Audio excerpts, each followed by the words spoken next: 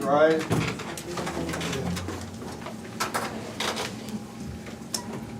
With allegiance to the flag of the United States of America and to the republic for which it stands, one nation, under God, indivisible, with liberty and justice for all.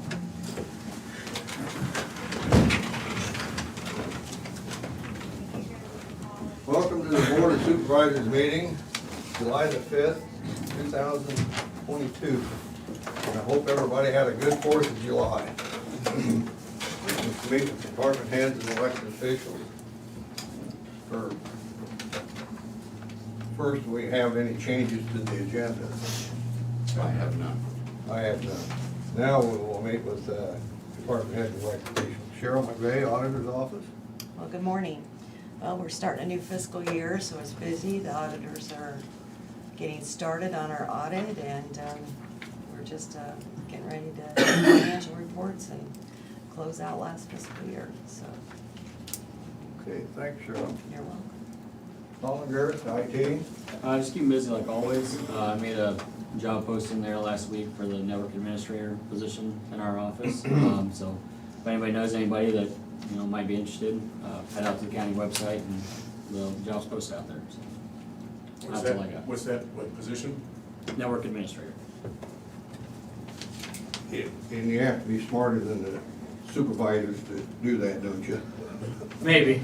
Can't get a good answer out of it. You have to be smarter than supervisors to even drop right up the post. Advertising for that job. Okay. That's all I got. Thanks, Colin. Yep. Sheriff Glendenning. I'll jump on that job posting as well. Our position for our deputy that we're testing for, that deadline is July 8th, this Friday. So any applicants that are out there, they're still wanting to put in, they have till Friday to put in. And we've had several good applications come in. We'll be holding that testing here in about 2 or 3 weeks on a Saturday. So looking forward to that and getting our next pool of candidates ready for potential hire. The jail this morning, we had 9 in intake, so it's been a busy weekend, but nothing out of the ordinary, I suppose. But we're at 71 this morning total and 3 out of county. Okay. Kevin, I'm on that Southeast Iowa Crime Commission. And a lot of these other supervisors here, we had this meeting last week, are complaining because you get a good deputy in or something, some of these bigger towns are taking away from you. Have you had any problem with them? So we haven't lost any deputies to other law enforcement. Yeah. We lost our first deputy, he went into insurance. That was the first one that we had, and he just was looking for, I think, a change, more of like an hour thing than law enforcement. But I guess to speak on that, I think it's all of our responsibility to try to create the kind of environment that they want to be a part of and they want to stay, and that's what we try to do. Wages are a big part of that, but wages aren't everything. It's also the kind of atmosphere that they're working in. I mean, everybody wants to be a part of something great, so that's what we try to create. And it is a concern, though, moving forward, that if we're shuffling law enforcement officers between entities, to me, especially within Des Moines County, like when we test, it's equal opportunity. So if they're from West Burlington, they have that opportunity, but it doesn't do well for the county as a whole to take law enforcement officers from them, because we're all in this together. We're after the same goal to reduce crime. So the more outside candidates or new to law enforcement candidates we can find, the better. That's the goal. We can't just take law enforcement officers from other entities constantly, because pretty soon we're gonna all run out. Good, that's good to hear that the way you're operating here. A lot of them are really, a lot of them are having problems. Our retention has been really good. We've had several retirements, so we haven't been able to get up to full steam. Those are all scheduled retirements. But we should be there here in the coming months, and we're excited to get there finally. So How many applicants did you have last year? last time in the low 20s, and usually, Got to cut that in half right off the bat, or? yeah, usually a little better than half of that will actually show up. We had 6 get on our certified list. That means that they passed the written test, they passed the physical agility, and then they did the civil service interview, so that our Civil Service Commission has 3 civilians from the community that take part in that interview process, and They will eliminate some that they just don't feel meet that level to, more based on communication skills, not necessarily background, but just the ability to sit in an interview and make it through that interview process. And then after that, we do a background check. We do polygraphs and mental evaluations and all that stuff to complete the hire process. So it is a rigorous process, but we've been really successful. We hired 4 off of that list of 6, which we thought was pretty good. Good. Thanks, Kevin. Yep. Rodney Glazner, maintenance? Good morning, just business as usual, nothing new to report at this time. Okay, thank you. Trent, County Attorney's Office. Okay, well, I'm here to go through with the ATV thing. Lisa's got court service today. It's a short week, so I don't think we have anybody doing jury trials. Define court service for me. So, what court service is, so there's only one judge today, but Chris is off and I'm here. We just come in, and so it's, anything that we handled in half an hour or less is when the judge just handles all of those. So whether it's a pretrial conference, a lot of probation violations that I do come on court service days,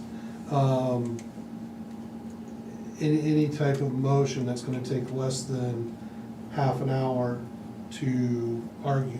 Housekeeping issues.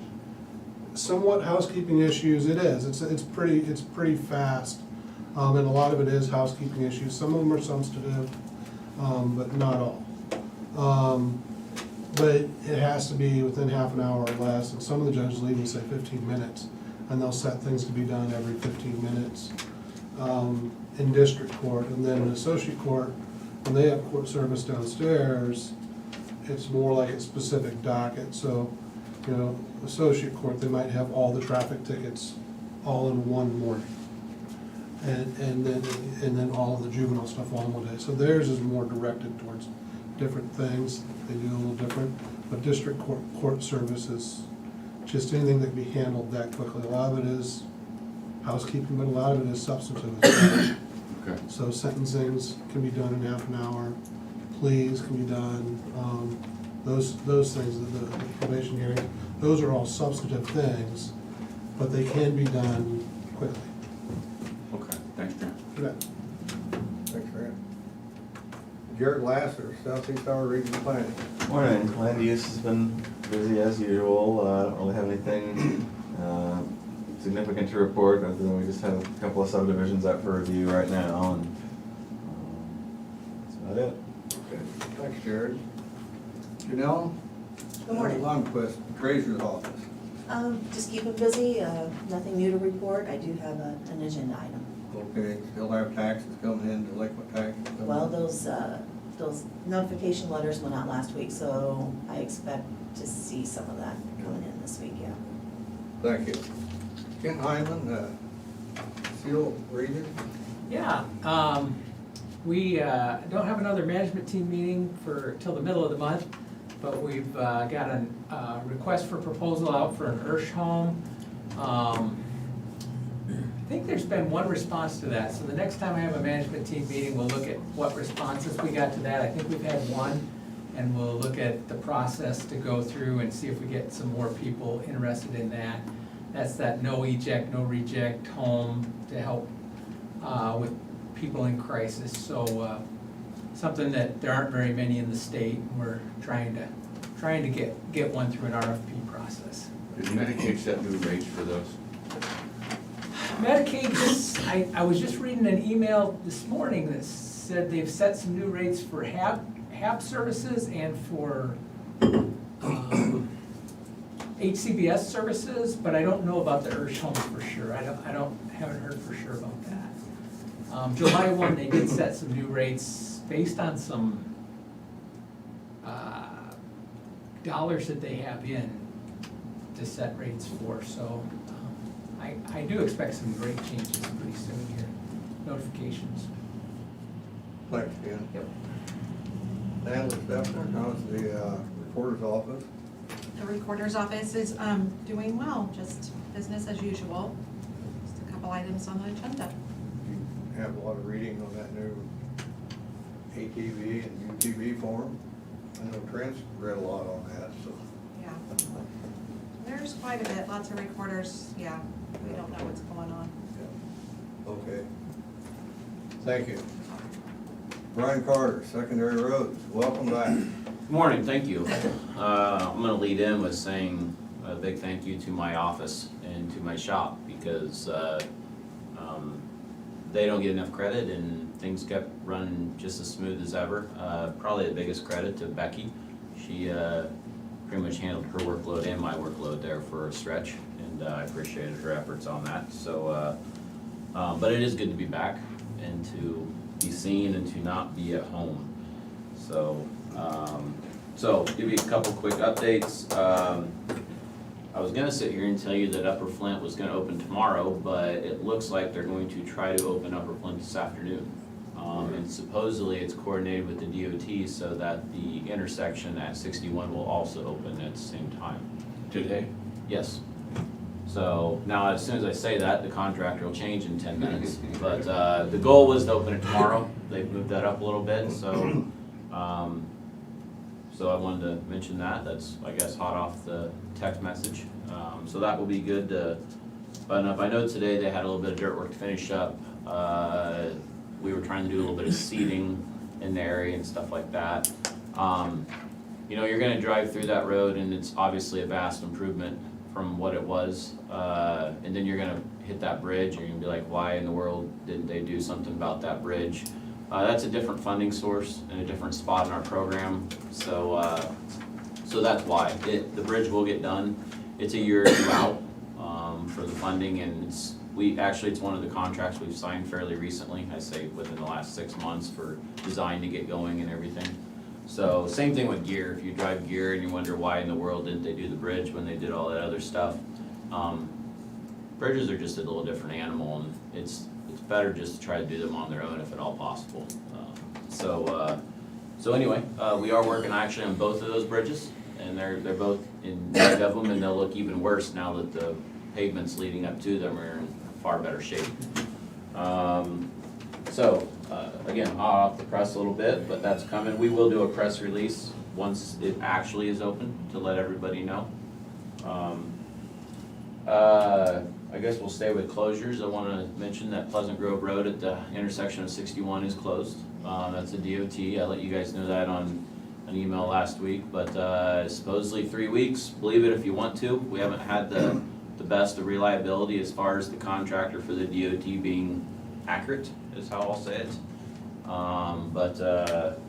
But that's right now what we're being told. I believe the only other closure, Dodgeville Road's closed right now. They were hoping to get the subcontractor in this week and get it open. I have not heard an update on that. So when I know more about that, I'll let you know. And then 210th, which is Gypsum Plant Road, but east of 61. So it's not the intersection going to Gypsum Plant, it's the intersection if you go to the east. That's closed for roughly the next month and a half. That's a low volume gravel road. There's only a couple folks that live down there, and they do have access the other way to come out to Seven Ponds Road by some other gravel. So those are all DOT related closures, I guess I would add. I also wanted to mention, I have a landowner that's been communicating with me for, I don't know, 5, 6, 7 years, maybe. I don't know how long we've been talking about a dirt road in the county that he would like to try to get sea leveled. You guys are aware of this. This is actually, you guys aren't the first board that this come up with, because we tried to vacate it years ago and that didn't get through. I shouldn't say we, the landowners tried to vacate it a number of years back. They have a lot of trouble with, it's a long winding dirt road that sits wet and the kids like to tear it up, and then the farmers in the middle can't get into the ground, and they have problems with some drug use out there and people cutting their fences, and he's got livestock. So they've had quite a few issues, and he wants to come meet with the board. He'd like to look at a sea level out there, which is a gated dirt road essentially, I guess, is a summary of it. However, there's one landowner that refuses to sign the petition. And our current ordinance requires 100% of landowners to sign the petition. But that's not required by code, actually. The code is far looser than that, actually. And so he'd like to come explain and have some of his neighbors come explain their frustrations and see if the board would be willing to consider amending the ordinance, which would obviously be a process. It'd be a 2 readings and then a waiving of the third kind of thing if you decide to do it, to allow for a petition to be considered without 100% of adjacent landowner signatures. So Would we have to change an ordinance? I personally think you would. It is an ordinance that the language is in. So we already have that You have language. a, Okay. yes, it is an ordinance. I think it's required to be an ordinance by code. So, and I'll pull, when we get to that point, I'll pull that out, get you guys the information, you'll have it. I've shown you guys the sea level ordinances, but I'll give you all the paperwork so you're not blindsided. If time works out, I'll show you the road, just so you can kind of have a visual. So are they gonna want a waiver, or are they gonna want to amend the ordinance? I told them there was no waiver. The ordinance doesn't allow for a waiver. The ordinance is black and white. It says that you cannot be considered by the board without 100% of adjacent landowner signatures. So I told them that the ordinance would need to be amended before it can come to the board. And there's no dealing with the other, They've tried multiple times, Sin Rodney. so. I like it. I will put them in touch. Keep in mind, this is a landowner, when the requesters come for this is something we facilitate, but we typically don't sit in the middle of. I mean, we create a petition to help them out, I got you. but they carry it, they go to the landowners, and there was it wasn't a lot, but there was some resistance to this from adjacent landowners in the past. As I'm being told now, that has all gone away. They're all fed up, which is pretty typical for this kind of a situation. There's just one landowner and. This is a road where they're just going mud, and every time it gets wet, people are just tearing it up, is that? Well, I don't know, I mean, that's always been the frustration. Probably the bigger frustration is drug use, and damage to personal property. Cutting nice cattle fences, leaving gates open, stuff like that, because you get stuck or that's where you wanna do your drugs because it's dark and nobody can see, whatever it is. I don't know, I don't live out there. It doesn't bother me because the road itself, once they tear it up, we almost have to, once it gets torn up bad, we almost have to move a dozer and then reshape the thing. I mean, but if it gets gated, again, this is a long ways from being new. This has been a topic before. If it gets gated, then obviously that cuts it down to just adjacent landowners that can use it. I think previously when it came up for vacation, I think the argument was somebody just liked driving through there so they could look at wildlife. And, that board at that time wasn't willing to move forward with the closure, so. Which road is this from? Out by the Triple H Hunting Lodge, 70th. I don't know what it's called now, it's where the hunting, up 99 on the west side there. Timber Ghost, there we go. That dirt road that goes up that hill. Gotcha. Up onto the top. So, anyway, well, you guys are aware of this already, I'm just saying this all again publicly. What I would like to do, and perhaps you guys don't wanna do this, but I was going to schedule a work session at like a set time, like a 10 o'clock kind of a thing, and let the landowner, and then if his neighbors wanna come down and speak to the board. If that's not necessary, and if you guys are open to this, we won't waste their time, we won't waste your time, and I'll work on amending the ordinance. I haven't had that in-depth discussion with you guys, I just wanted to get this out there, so. What's that gonna do? I remember here, been 6-7 years ago, there was another one up north, in the north end of the county. Okay. But they wanted to cut down that dirt road so they could get on 99 a shortcut. Probably the same one, Is that the same road? very possibly, yep. I'm just- It would be, by changing this in this ordinance, it would actually function a lot closer to a road vacation. So if you wanna close a road, it doesn't require, we do require people to petition, but it actually, if Des Moines County wanted to close the road, I can prepare that and run it through you guys, and I don't need anybody, we don't need anybody's approval for anything. So if you look at the two different changes to road classifications, allowing a petition, because it doesn't mean that you have to approve it, but allowing a petition to be considered without 100% signatures isn't the end of the world, because you already, if somebody comes in and wants to vacate a road somewhere in Des Moines County, which has happened plenty of times, we do encourage them to go get a petition, but 100% landowners is not a requirement. A petition actually isn't even required, and that's just code stuff. That's not an ordinance. So I'm just curious on that, what, if that's going to, is that gonna affect anything else by making that ordinance to where, or is it gonna come back on us by making that ordinance? Because again, it comes down to, I know why they did it, because we don't wanna come off as picking sides, you know what I'm saying? And how do you make that, I just don't understand how that ordinance is gonna be written up to where you're still not picking, you're still not blatantly picking sides. I much rather like the cleaner route of you just saying, hey, we're shutting this one down, we're shutting that down, and it is what it is. But changing the ordinance, I'm just curious how that's going to. I actually, the board or the county engineer don't have the power to sea level a road on our own. That's gotta be by petition from a landowner or by request from a landowner. And like I said, I'll pull that code out. I read that code probably a month and a half ago, so I don't have it memorized. You guys can think it over. It's just, this has been a topic for a long time. I encouraged him to try the sea level route again this time. Again, previously it was a vacation, it was a closure request. There is still a landowner, a couple that aren't interested in the vacation part of it, so they just wanna go sea level, and from what I understand, all of them are supportive but one. And the one that's not supportive, that's the frustrating part to these guys, is they barely have any, their land skims this road. I mean, it's probably just, if you hired a land surveyor to come in and actually do it, it might hit it, it might not, it's that close. So we're considering them an adjacent landowner to be on that safe side of it, but, Shane, you're not wrong. If you require 100% of the landowners, then, it has potential to make it cleaner for the board, but I will tell you, I've sat through these plenty of times where somebody that you never expected, even with 100% of the signatures, came in and opposed it, because I've heard a couple different things. You know, they like to drive through and look at wildlife, look at the birds.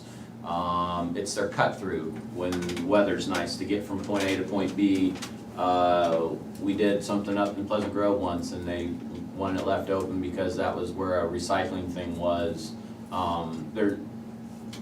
There's stuff that I can't even imagine that people come up with, and so it doesn't necessarily get rid of conversation or topic when this comes up. So I'm pretty neutral to it, one way or the other. You're right, it would make it easier for a petition to come to the board. And I don't support all these either. I mean, I tell people if it doesn't have support from my office, if I'm opposed to it, it won't go anywhere. We're not gonna go cut off a major road that, even though it's dirt, is a main cut through in a certain area. That's not the way the system's meant to work. So I don't know. Like I said, I know this isn't something new, but it is something you need to give some thought to. I mean, the way I look at it, they have the right to approach you about it no matter what. I mean, I've encouraged them to speak to the board. I just tried to keep it to an organized fashion rather than sending phone calls your guys' way randomly. If it's an issue, I'd be comfortable with a work session and giving them an opportunity to present their case to the board. And I'm fine with that too, and you guys can make your decision. I mean, I made them no guarantees. I mean, I just told them that they had a right to an audience with the board and to express their, explain the situation, express their frustrations, and let you guys see what you see. Trent, if you get time, can you look that over before we have a work session, that ordinance? I will, yeah, and I'm curious to see how enforceable the portion of the ordinance that says it's unwaivable truly is. I can send you the ordinance and the code section. Please do. Save you the looking for it. Yeah, because I just, That's no problem. yeah, that, I can see somebody wanting to put that language in, because then it's easy for cover, and you're right.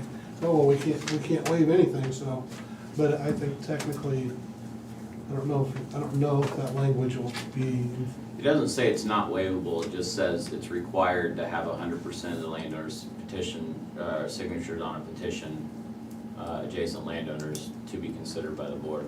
I mean, there's nothing in there about waiving, it just, that's the requirement for it to go to the board. threshold, yeah. So I did survey some counties, I wouldn't claim that I got a response from everybody, but it's all over the board. Some counties, we're actually maybe in a minority. Some will require a petition just to see the support from the adjacent landowners, whatever there is on it. Some don't require a petition at all, just come make a request and we'll discuss it. So, it's all over the place but Reference to the trespass, who was having fences cut up there? gentleman's been speaking with me as Rick Work. That farmer or is that with the? Farmer. Yeah, he's across from he's on the other side from Timber Ghost. And, he's got an entry to a pasture. He has quite a bit of the ground along there, kind of in the middle of the road. So that's kind of, you know, according to all the stories I've been told, and I can't speak the truth at all, that it's to a point where the kids that like to hang up there have a honking system to make everybody aware, whether there's law enforcement, the people, they like to walk the roads and they don't even feel safe doing that now because of the clientele.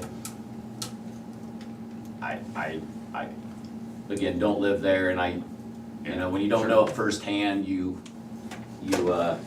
listen, I guess, is what I'll say. What's the home, Jim? So.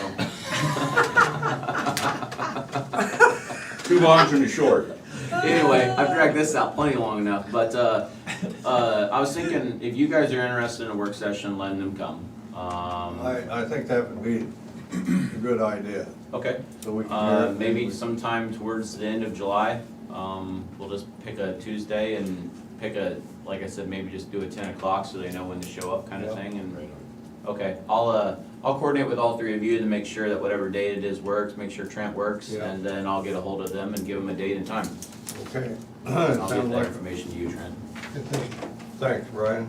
Yep. You serious your nap? What? You serious your nap? I am. Okay. Angie Vaughn, safety. Well, welcome back, Brian. Yeah. We know he's home. All right.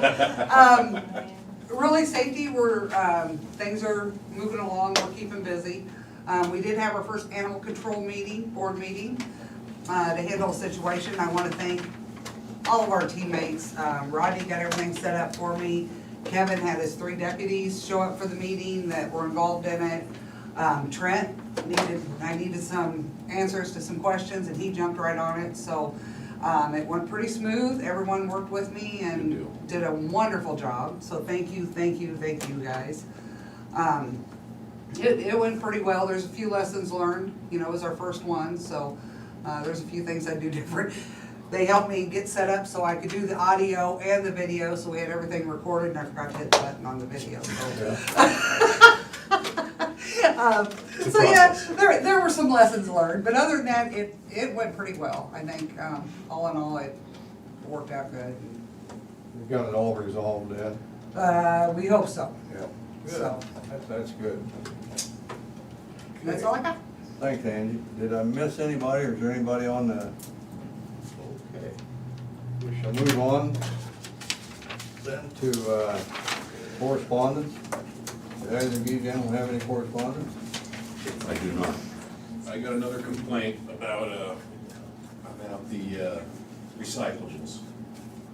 About the what? About recycle, Oh. the recycling, I guess people are putting trash in it still. That's the only correspondence I got. Where at?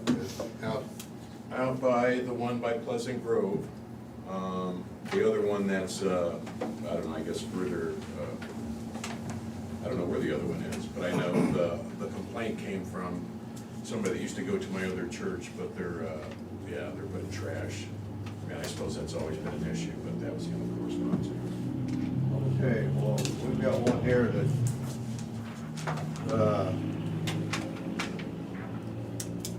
this is Terry Johnson, the auditor.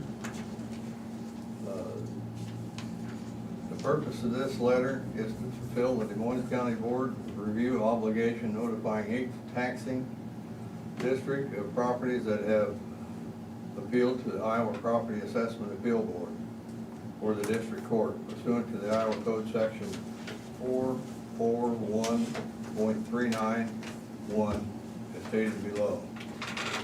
So, property owner or taxpayer appeals the decision of the Board of Review of the Property Assessments Appeal Board or the district court and request an adjustment valuation of $100,000 or more, the assessor shall notify all effective taxing districts as shown in the last available tax list. So, I think that basically says what, if anybody appeals their taxes and Correspondence that's available for public Yeah. review, in the auditor's office. it will be, Anyone, or is that, what's that? was that just a general, or was that one of the properties in particular? It's got one of the properties in particular. I'll look at it afterwards, okay. Well, why don't you come up here and look at it too, please? Go ahead and make that.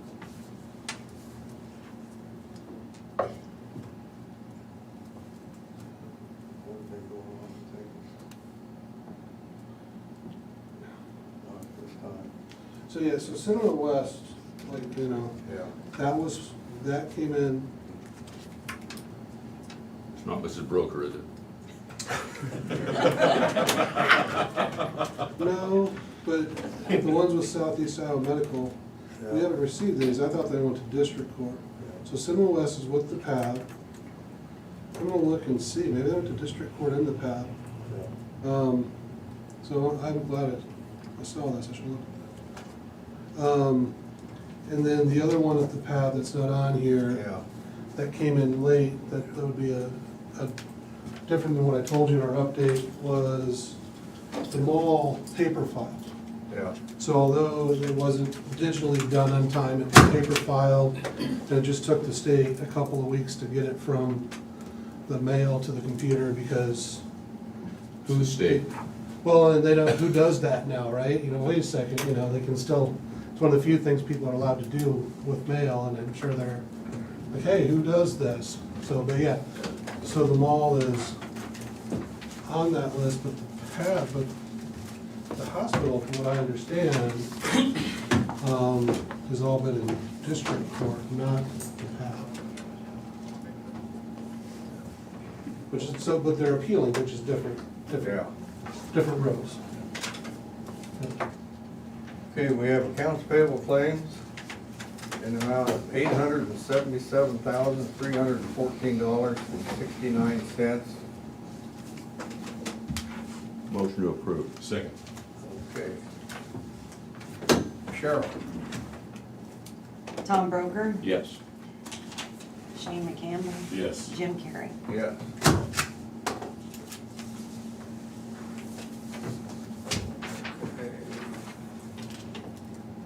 We have a resolution establishing, I can't even talk this morning, establishing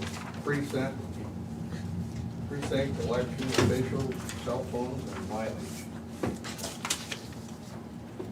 Whereas in accordance with the Iowa Code of Section 49.20 of the Des Moines County Board of Supervisors establishes the compensation rate for the precinct election officials and reimbursements for actual and necessary travel expenses. Whereas the Board of Supervisors has approved the mileage reimbursement as in line item in the auditor's election budget for many years, and the mileage rate reimbursement for election officials at the same rate and established for the county employees. Whereas in 2006, the Board of Supervisors approved a line item in the auditor's election budget reimbursement for the use of the election official cell phones on the election day, if used to contact the auditor's office at the rate established as $5 for the use of the election official cell phone.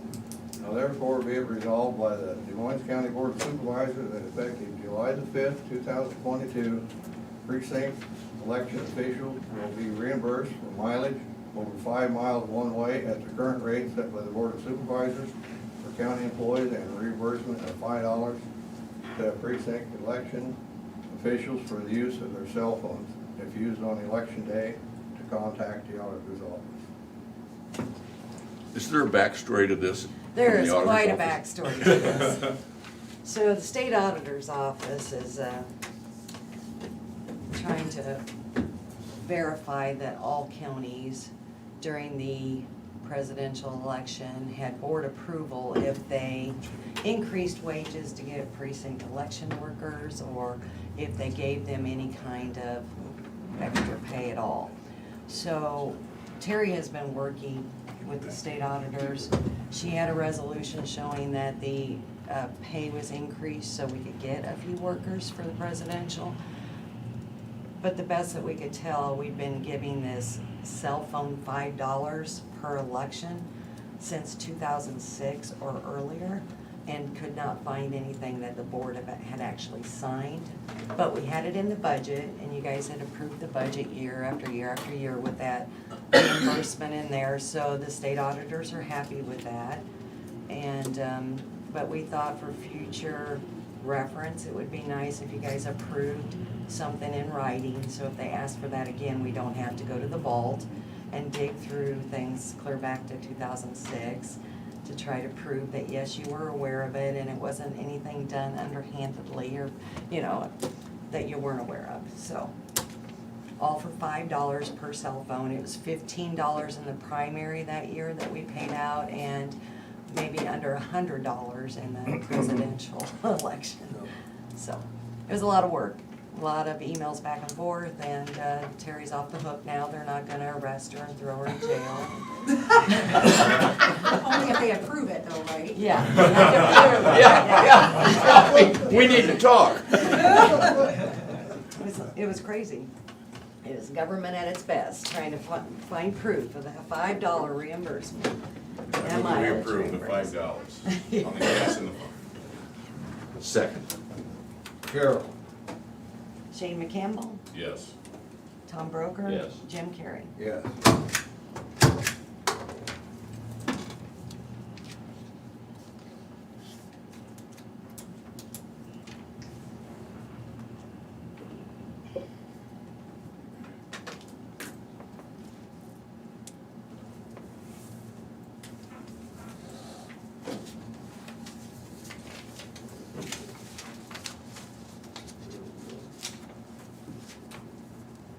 Okay, we have the treasurer's list. Office list of depositories of funds.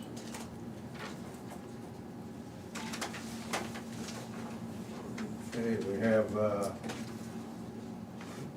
Farmers and Merchants Bank and Trust, Burlington, Iowa, $24 million.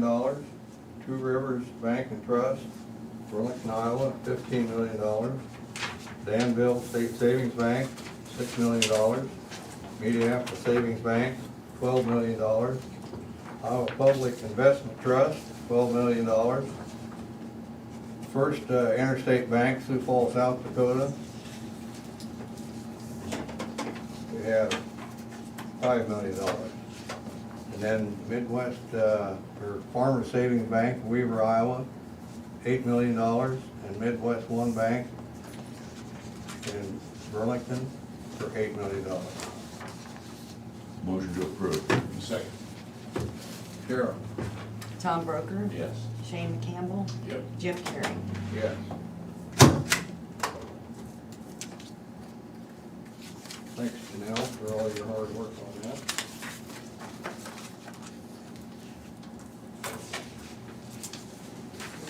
We have the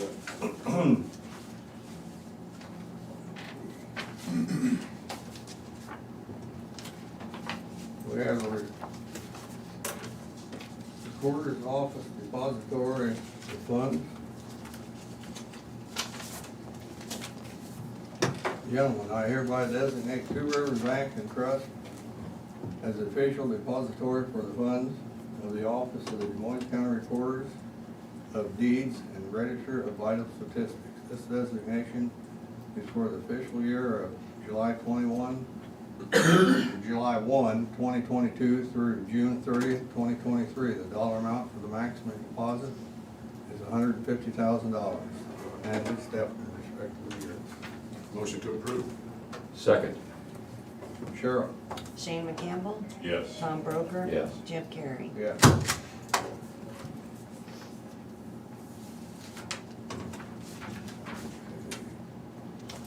We have a memorandum of understanding with the Community Action Southeast Iowa for general assistance.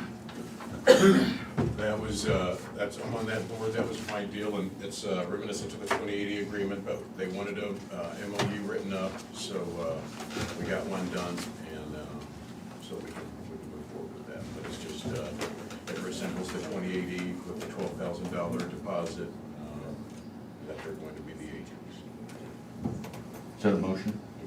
I move to approve. Second. Cheryl? Shane McCampbell. Yes. Tom Broker. Yes. Jim Carrey. Yes.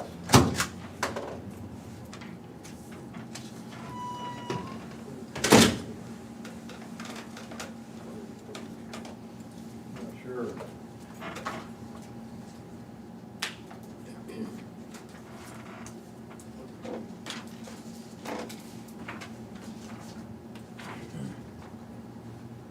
I think Terry's probably gonna have that. Yeah, I think Top Terry will signature, have and then, I'm not sure who the first party and second party is gonna be on that. Probably the auditors. Would that be? It says in the top line, First party signature, Des Moines County, Yeah. but it doesn't say who. It doesn't say who. Oh, okay. So we don't know if it's gonna be with the auditor or myself. I thought Terry could, I would say it's a chairman. What's that? Yeah, I would say it's a chairman. Whoever signs it's gonna be fine, nobody's gonna question that. yeah. This is really a document from their end, like, we have to use a 2080, right? Yeah. And they need a memorandum of an MEU, a memorandum of understanding. So what we did, and Terry did a lot of the work getting it started, and then after that, I looked at it and just referenced our 2080, because we have to go through the 2080. So what it does is it's a memorandum of agreement, which they need for their purposes, and then it references back to the 2080 agreement, which we need, so. and it also on the MOU, a reference that they had announced at the end of every year, we have to renew it, which wasn't in the 2080, I guess, which I thought it was, but apparently it wasn't, but we made sure we put that in there as well. Yeah, And it was renewed annually.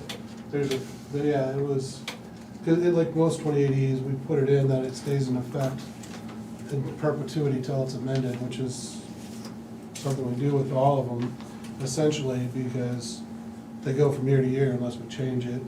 Is that a good thing or a bad thing? I don't know, but I've seen ones where 25 years later, you say the 2080 runs out after 3 years. Well, you've still been using it for 25 years, right? So yeah. It is what it Need to is. sign it, Joe? Yeah.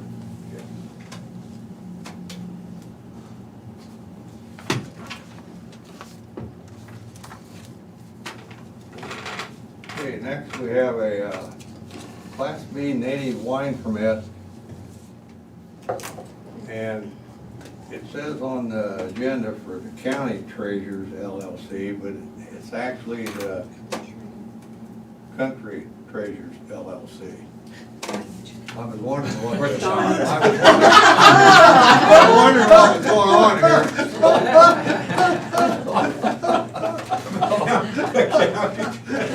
She now thought she was getting a cut of the profits.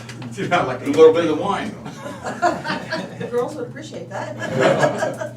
Okay, but it is for the Country Treasures and,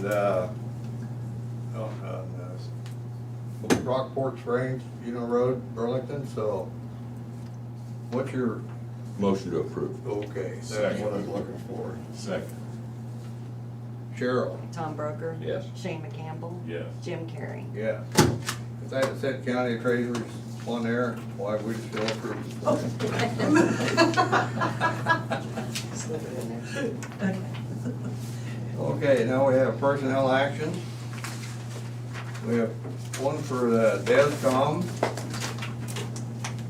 And it is for Lance Dunblazer, telecommunication operator 1. The new hire, $21.01 an hour. Motion to approve. Second. Okay. Then we have, excuse Got to me, vote on it. we did, Oh, I said we got to vote on we do. It's been a long weekend. it. After we sat through Brian's dissertation, throwing the whole schedule off. Blame it on me. Cheryl? Tom Broker. Yes. Shane McCampbell. Yes. Jim Carrey. Yes, you people didn't see that.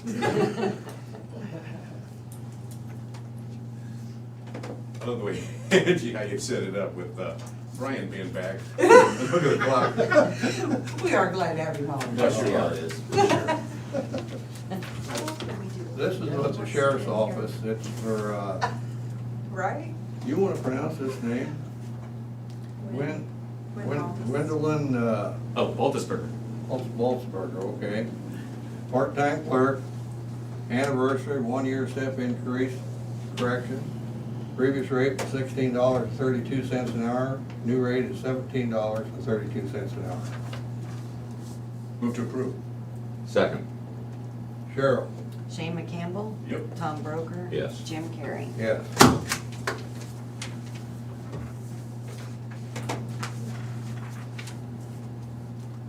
Okay, now we have reports. We have the Iowa Land Record Election Service System report.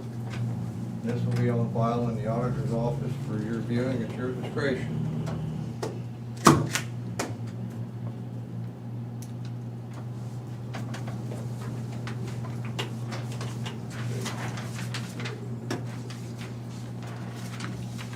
We have minutes for the regular meeting, June the 28th, 2022. Motion to approve. Second. Cheryl? Shane McCampbell. Yes. Tom Broker. Yes. Jim Carrey. Yes.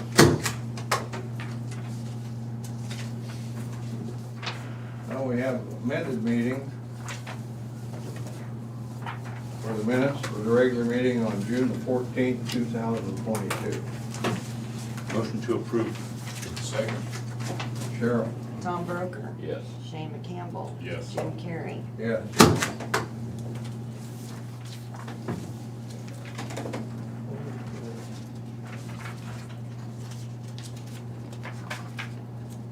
Do we have any other business? Future agenda items?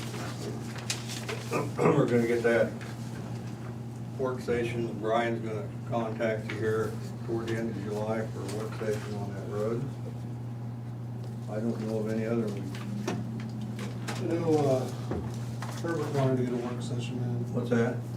Herbert, from the cemetery board. Yeah. He wanted a work session in, I don't know when we wanna do that. Oh, he's back. I talked to,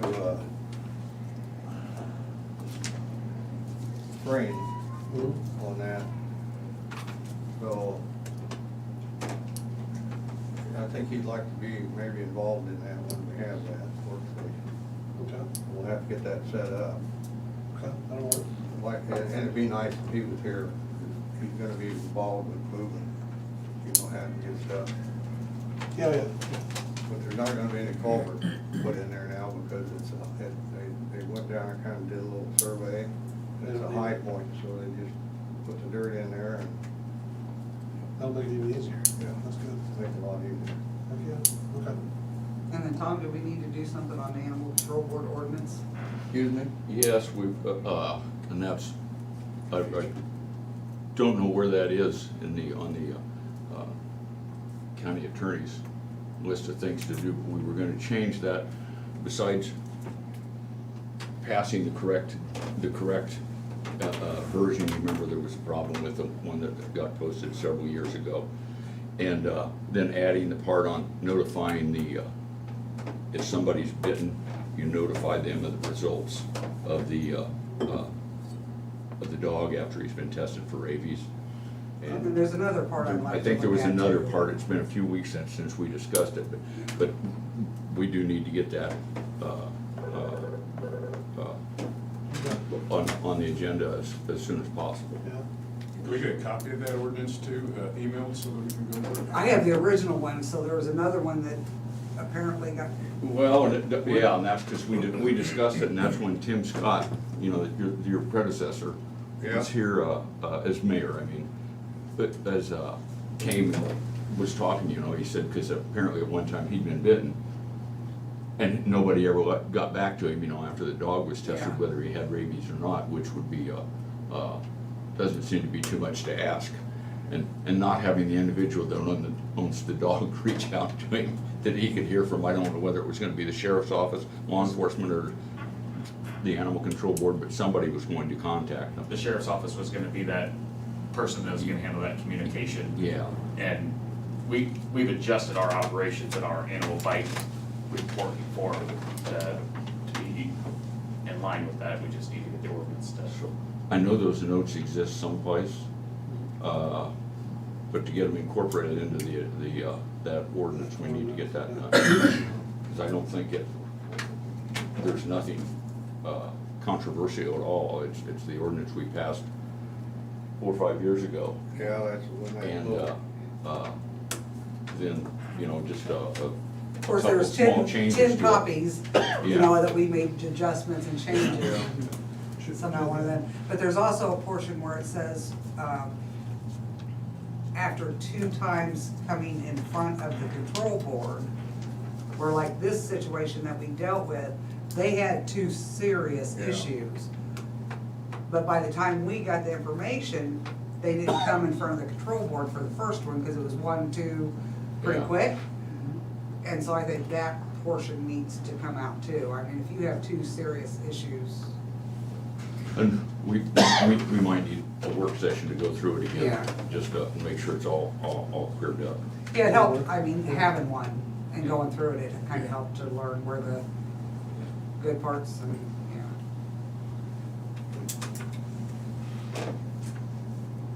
Thanks, Andy. Okay, thank you.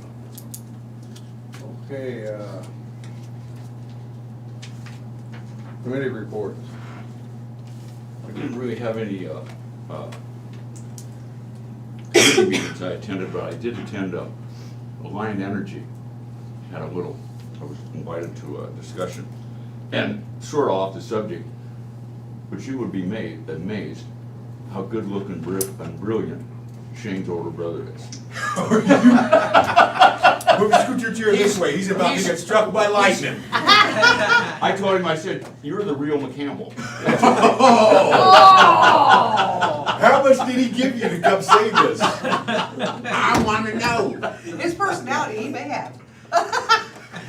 Anyway, but there was an interesting piece of information, and you might have, and I've read a couple times, they talk about rolling blackouts through the Midwest. And there's a number of regions across the Midwest. And as you're probably aware, the generating power, you know, the amount of generation that has gone down. So he said the Alliance region has plenty of reserve, so they're fine. But he said whenever some of the regions don't have much reserve, but whenever one region needs help, all the regions come together. And he said that in response to somebody's question about rolling blackouts. And the distinct impression I got was they can't guarantee that because while Alliance area or region might be okay, if another region or 2 is in need of power, they take care of each other so one region doesn't get hammered. So at the end of the day, they didn't say that there's no chance of rolling blackouts. That's just for an FYI. But we all But have electric cars. I didn't move to California just so I didn't have to deal with that. But I did enjoy meeting your brother. Sure you did, Tom. He's got a great big McCampbell personality. He's got some. Help us, Lord. Anyways, let's keep it moving. Yeah. I'm starting to get sick to my stomach. Let's keep it moving. That's all I Yeah, have. I had, youth board, but not really much going on there, nothing really to report, except for, they're struggling still with some areas, trying to get some help. And the other board was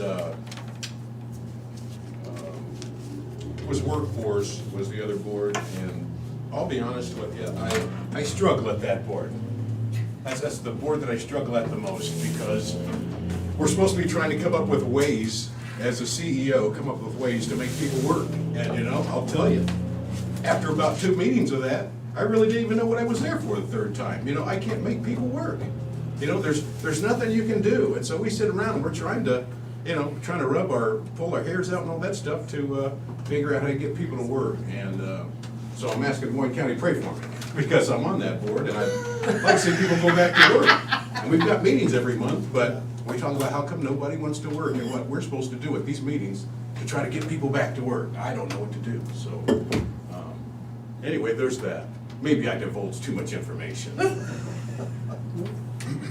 Well, I had a county fair and college board meeting, and they elected new officers, and not new officers, there was a motion made by Mr. Heelan to keep the same officers, and that, it went 100%. Nobody seems to want to do that stuff, so. Lanny Hilliard is still president, and Travis Holstein's still the vice president, so. Appreciate their service. And they're gearing up, getting ready for the county fair. And they're sandblasting inside the arena, you know, getting a lot of that old paint off to get rid of that, so they can eventually get in there and paint it. And it's what, and how they got that, there's a flea market that used to be out there, and they started that back up this year. Pigeon show? And the pigeon, well, it used to be the pigeon show, but it's. Now it's called something different. Yeah, it's called something different now, but hey, the class that, when that pigeon show goes, it's going in, the money, the reserve of it goes back into the college for the automotive, you know, that they're working on for fixing up dents and that in cars, you know, teaching that kind of stuff. So 100% of the proceeds of that goes back in there. So their rent that they're using, instead of paying rent on the building, they're sandblasting all that old paint off in there. So it's kind of nice. It's a barter system, you know, I like like they that. used to do on the barters. I like that. So that's going on, and then that new Black Hawk center they're starting to build out there, you know, rec center for them, a soccer field and all that. They give us a big printout of that, and I'll show that to you. I'll put it in the office there, so. That's what I had. So, anybody go in here and give anybody 2 minutes for public input. We'll give you 2 minutes to call 753-8203 extension 4. That's 319-753-8203 extension 4, or email board@dmcounty.com. That's board@dmcounty.com. And we'll give you 2 minutes to do that. And you are on the timer right now. Anybody in here have any comments?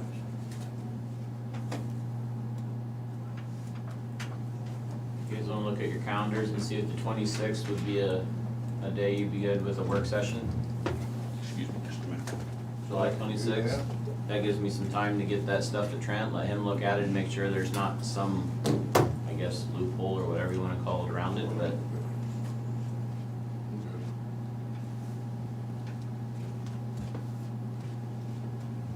Works for me. Yeah, that works for me. all right, I'll work with the auditor's office and we'll look at that and I'll get a hold of landowners and make sure that at least one of them can make it for that and kinda coordinate all that. Okay.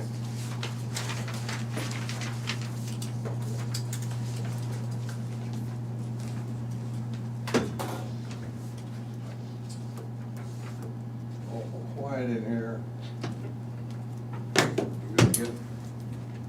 gonna make Brent and Ty today? Brian.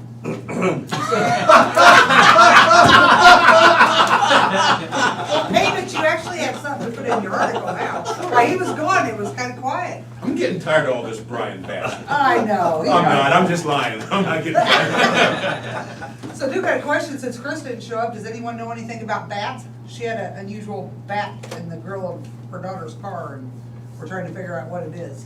A And it's- bat? It's odd looking. No, It bat. hit the grill of a car.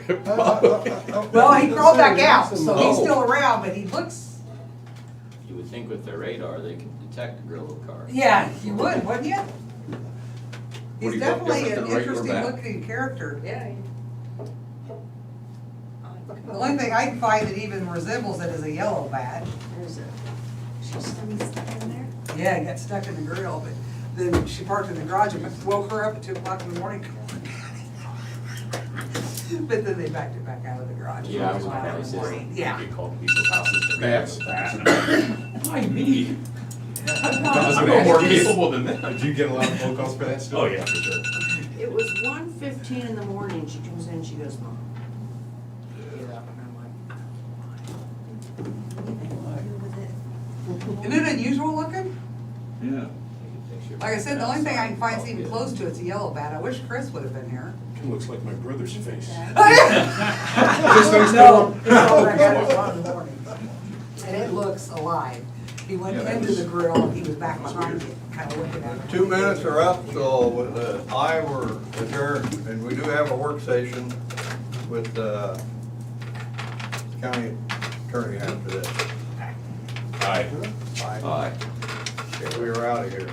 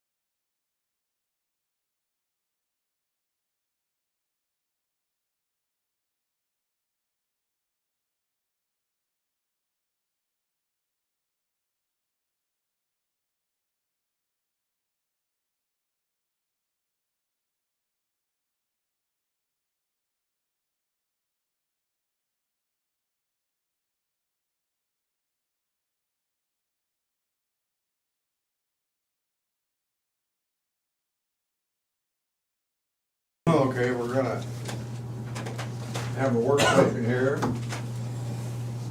with,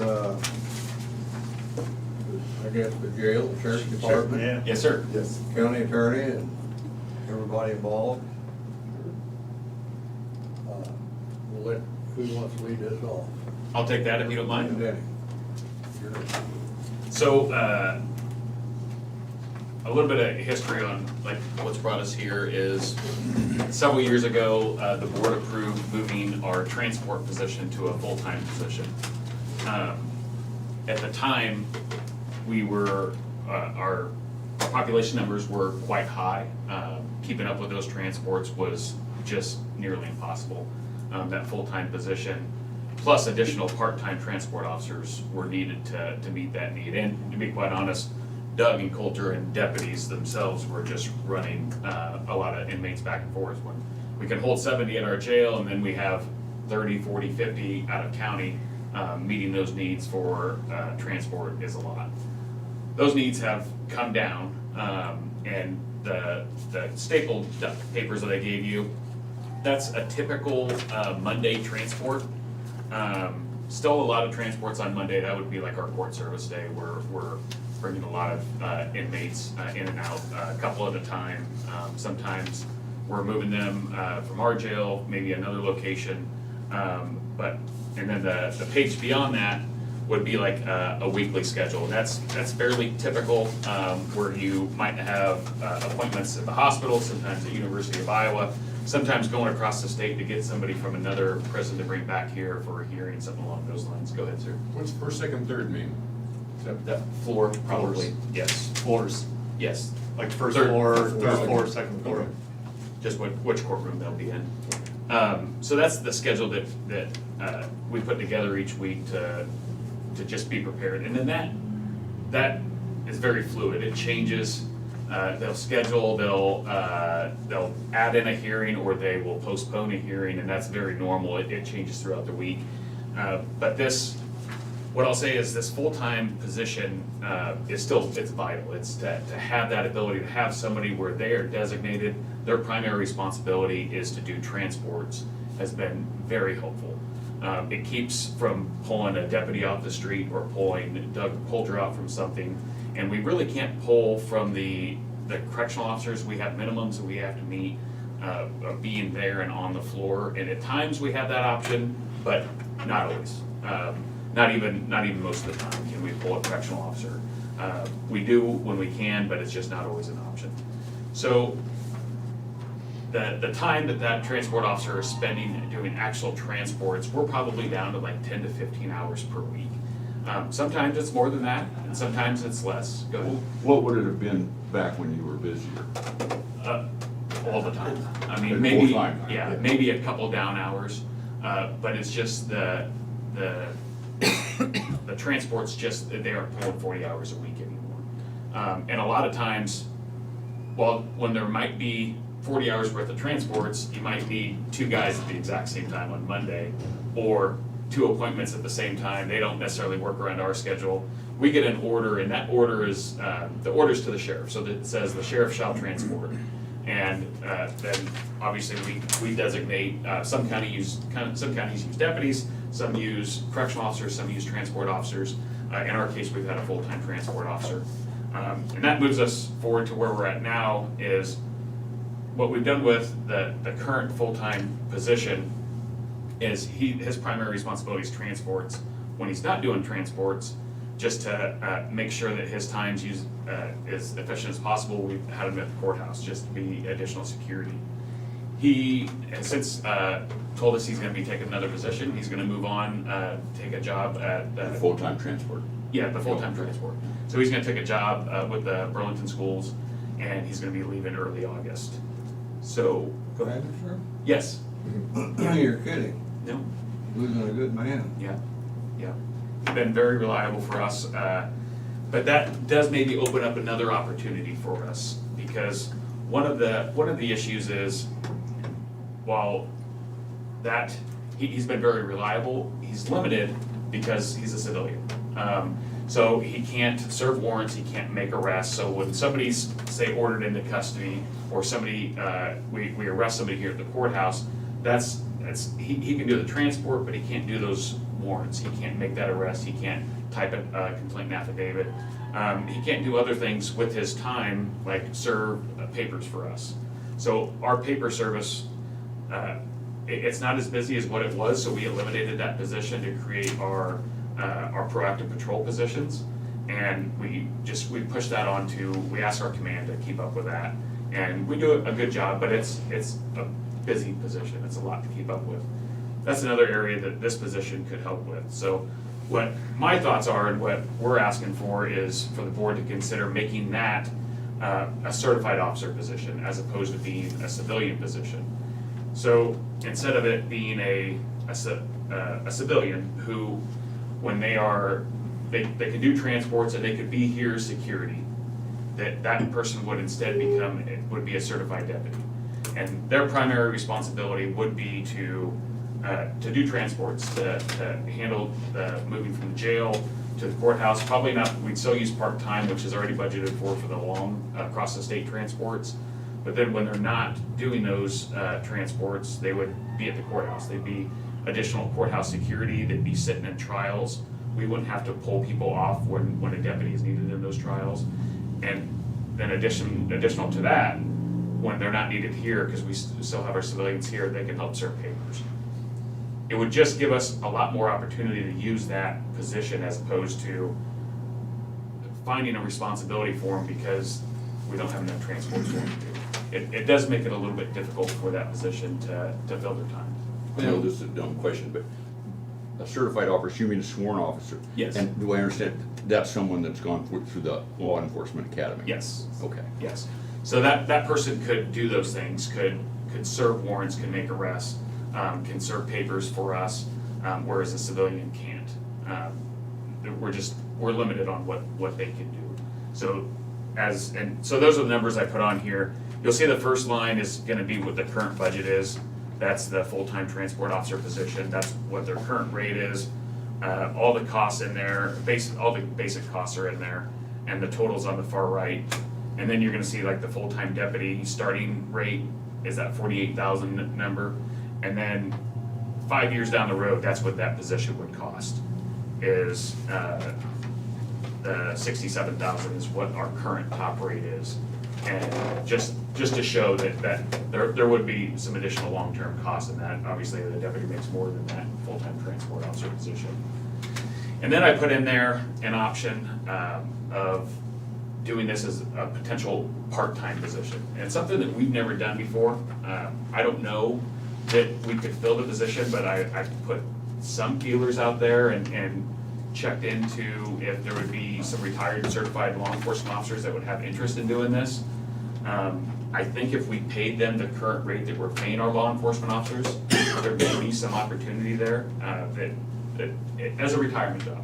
Essentially, my thought would be like, if we could hire 2 certified officers at 20 hours per week, that they could be our certified officers and they could do those transports, they could do paper service, they could be in the courts when we need them in the courts. Just another thought, I'm just not confident that I could fill that, and it wouldn't be as long-term as doing a full-time position. Because I think a retired person, somebody that say retired from Burlington or retired from the sheriff's office, they might do it for a couple years and fill that position, but I don't think it would be that long-term. That doesn't interfere with their IPERS. So they're limited on, you can't have that in hand or scheduled beforehand. You can't have an agreement when they retire that they're gonna have a job with IPERS. And then I think they have to be unemployed from their same position for 6 months. Or if they retired from a different IPERS position, or a different IPERS employer, it's 3 months. And then their wage limitation is $50,000 annually. So you can still hold an IPERS job. I believe it moved from 30,000 up to 50,000 July 1st. There was a bill that increased that wage limitation. So there is some restrictions, but as long as they've been unemployed from you for 6 months, they can come back and work for you. Or you could use it on the front end too, if you're trying to get more young deputies available, to get one that one or two that are starting out could start there and work their way in. Well, and there's a lot of positive side for that. I'm just a true believer that more officers, more marked vehicles, the officer presence, they deter crime that they don't even know existed or would have existed. Just the mere presence of an officer has been proven to be the best crime deterrent there is. Study after study shows if you want to reduce crime in a population, you add officers. And that is the best way to do it. It's not by increasing punishment, it's by adding officers. And just having another officer present, another marked vehicle present, that officer presence helps. And I think this is a way to do it without having the full cost of what a full-time deputy would be, since we already have that budget as a full-time transport officer, but there would be some additional costs. Additional costs as far as like equipment, vehicles, stuff like that? Just the wages. We already have the vehicle. We already, they get the exact same equipment. There wouldn't be any additional costs as far as that. There would be some training. There's more training requirements. There'd be an academy cost. But those are all things that we plan for in hiring. When we have a training budget, we have that revolving training budget that we're able to absorb those. We were able to work through our budget last year with sending 3 through the academy. And our training budget's $32,000. The academy cost is $10,000. So $30,000 of our training budget actually went to academy costs, which didn't leave a whole lot for the other trainings that we're required to do. But we're able to make it happen. We just cut other areas and move forward. Couldn't you think the full-time would be the best, because you have more flexibility there, using that officer? I think it's a long-term answer. I think that gives us the option of getting somebody hired, getting somebody into that position, training them up. And to be quite honest, I think that there would be more senior deputies that would say, I'm interested in that position. Yeah. That you're not gonna just be doing transports, you're not gonna just be doing courthouse security, and you're not just gonna be doing paper service. So you want somebody in there that's been around and knows what they're doing anyways, Yeah. so that they can, you don't need to babysit them and they can just go on and rock and roll. And I think we would have that interest. The furthest that we've really talked about this is basically among us of tossing these options around, and then we decided we wanted to come and talk to you guys about it. So we haven't really talked to the deputies about that option yet, but I do think there'd be some interest. I mean, we have guys that might say, it's an opportunity to not be on third shift right now. I think We got What? Is that our protest? They're going all on there over to there? have a demonstration over something else. If it's in your budget, you know, I like the full-time transport best. So I like that as well with the full-time deputy. It would be something that we can manage within our budget at the starting rate. But the long term, there would be some additional costs. And that's just, I wanted to show that what the full-time deputy, what the actual cost of that full-time position is, in contrast to the full-time transport. But the plan is that by the time he gets to that, or she, by the time that officer gets to that point, where they're getting paid more money, that we're getting more back from, you know, Oh, absolutely. from the investment, you know, and not just transport, so, I'm correct? in saying Yes. that? And you're averaging, how many hours in transport week, did you say? So probably right around 10 to 15-ish. We looked through what the total, and I'm sorry, that was for this one full-time position. The part-time, because there's so much overlap when they're needed at the same time, our part-time will work additional hours to that. Because you can only have one person at one place at one time, that transport officer would probably be doing around 10 to 15 actual transport hours per week, somewhere in that neighborhood. Sometimes it's significantly higher, and sometimes it might just be a Monday and then one transport on a Thursday of a couple hours. The problem that I see is the same one that you see. You're gonna start having problems with that position. That's just gonna create even more problems and all of that. So I see what you're trying to do. I don't think it's I don't see anything out of line. The other problem I see is with what wages have done. I think we do offer a lot in the way of benefits, but a $37,000 wage right now and asking them to do transports and deal with inmates, I worry that that would be a difficult position to fill, at that rate. If you had part-time deputies, the two would be working 20 hours or whatever, you know, and that kind of appeals, that would expand the range of people that, if I had people that were interested, experienced people, that would increase the overall experience, you know, you'd have those guys be on the street part of the time, they'd be, and I've always wondered, you know, I think about, every once in a while you read about something that's happened on where they transfer a prisoner and those guys don't have anything to do in jail, the way I understand it, is figure out how handcuffs work or this or that, you know, and it turns out terribly. Somebody's not trained, but that way you aren't really taking from the available law enforcement, potential law enforcement personnel. That's maybe extending the career of, you know, like you said, if they're actually out there, people that said, yeah, that, I'm getting IPers, I can earn under $30,000 or $50,000, whatever it would be a year. This sounds great. And those people, then you've got experienced law enforcement officers.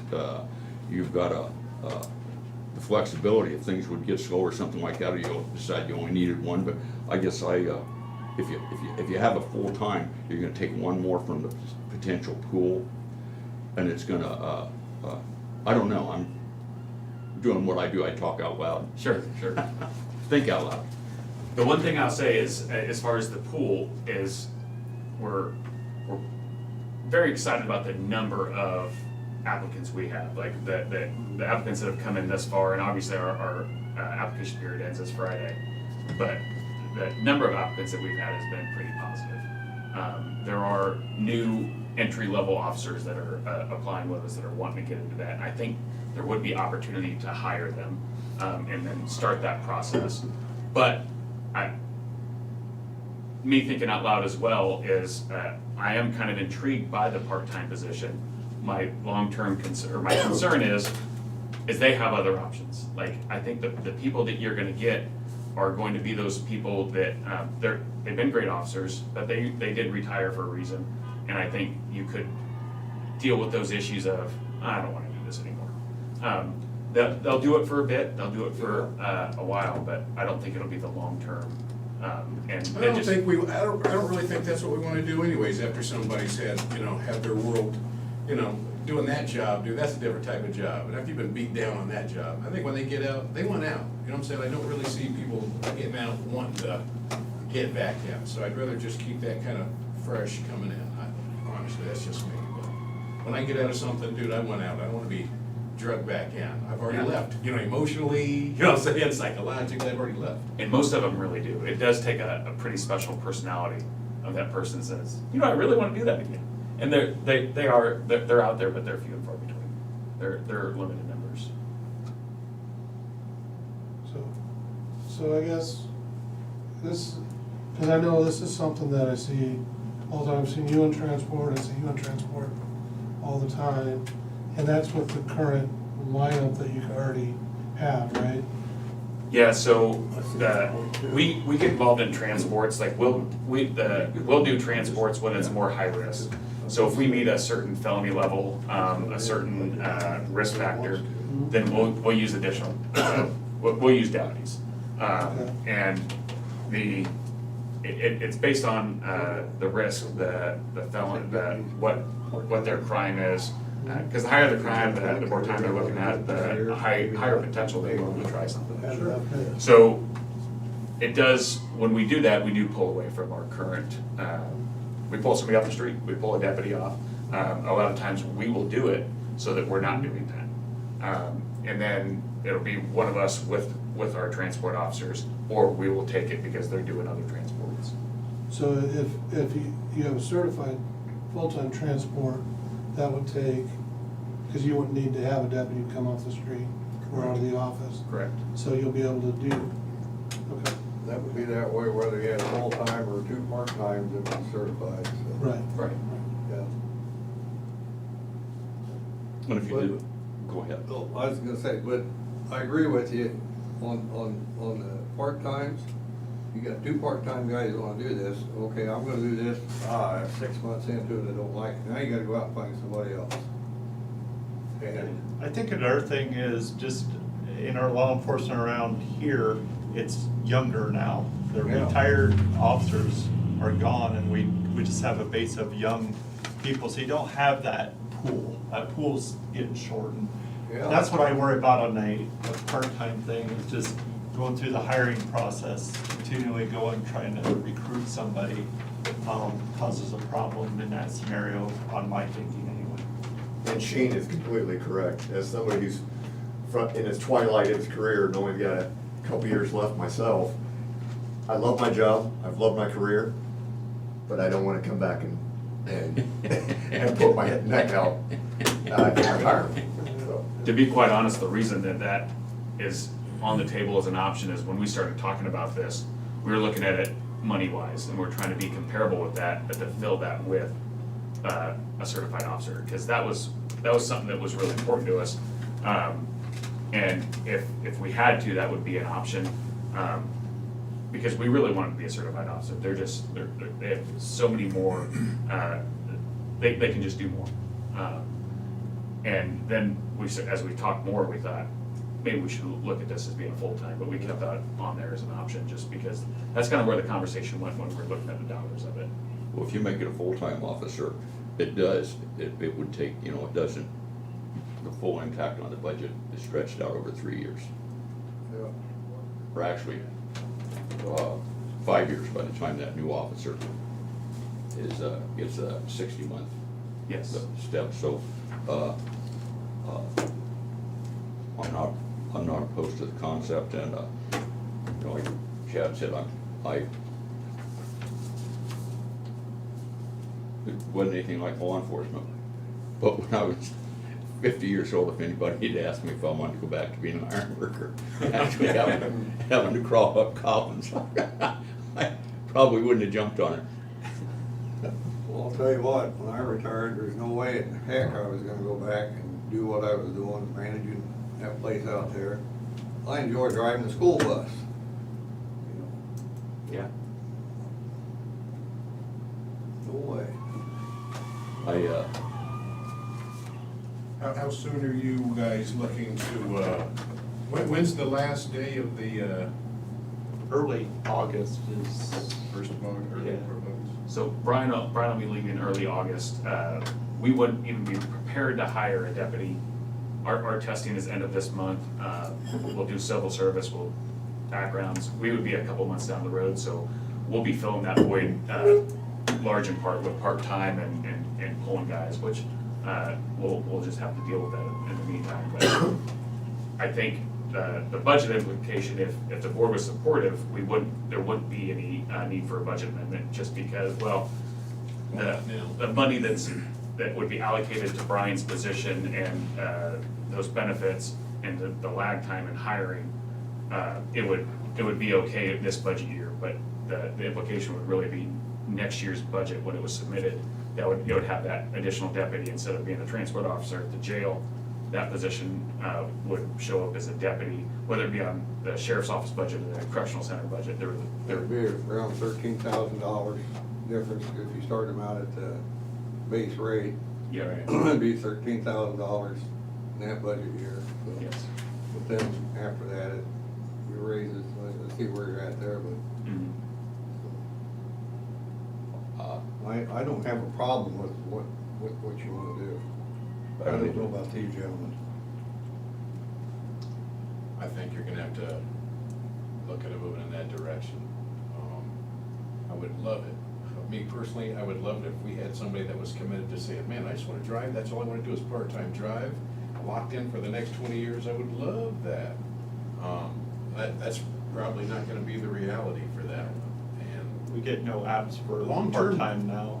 yeah, longevity saves money. I say that all the time. Turnover, it's not saving anybody money, it's making headaches and all that stuff. Longevity is where it's at. So anytime we can get somebody in a position and keep them there, that is saving taxpayers money in the long run. I look at those things too. I'm okay with it. Well, much appreciated. We will, we'll move forward with the budget as is, and then we'll, it'll just be in our budget submittal as we change things up this budget year. I'm good with that. How about you, Mr. I'm good with that. And I know Mr. Campbell is. Incidentally, and I've meant to mention this a number of times. Oh, that should be good. Seeing Doug here, you know what I really think turned around that jail population issue? What's that? It's when the board threatened Doug that he was gonna have to house the Exactly. excess in his own house and garage. Yeah. I He started already changing had his this job. job with the storage unit across the street. I had it covered. I saw a little more emphasis on that issue at that time.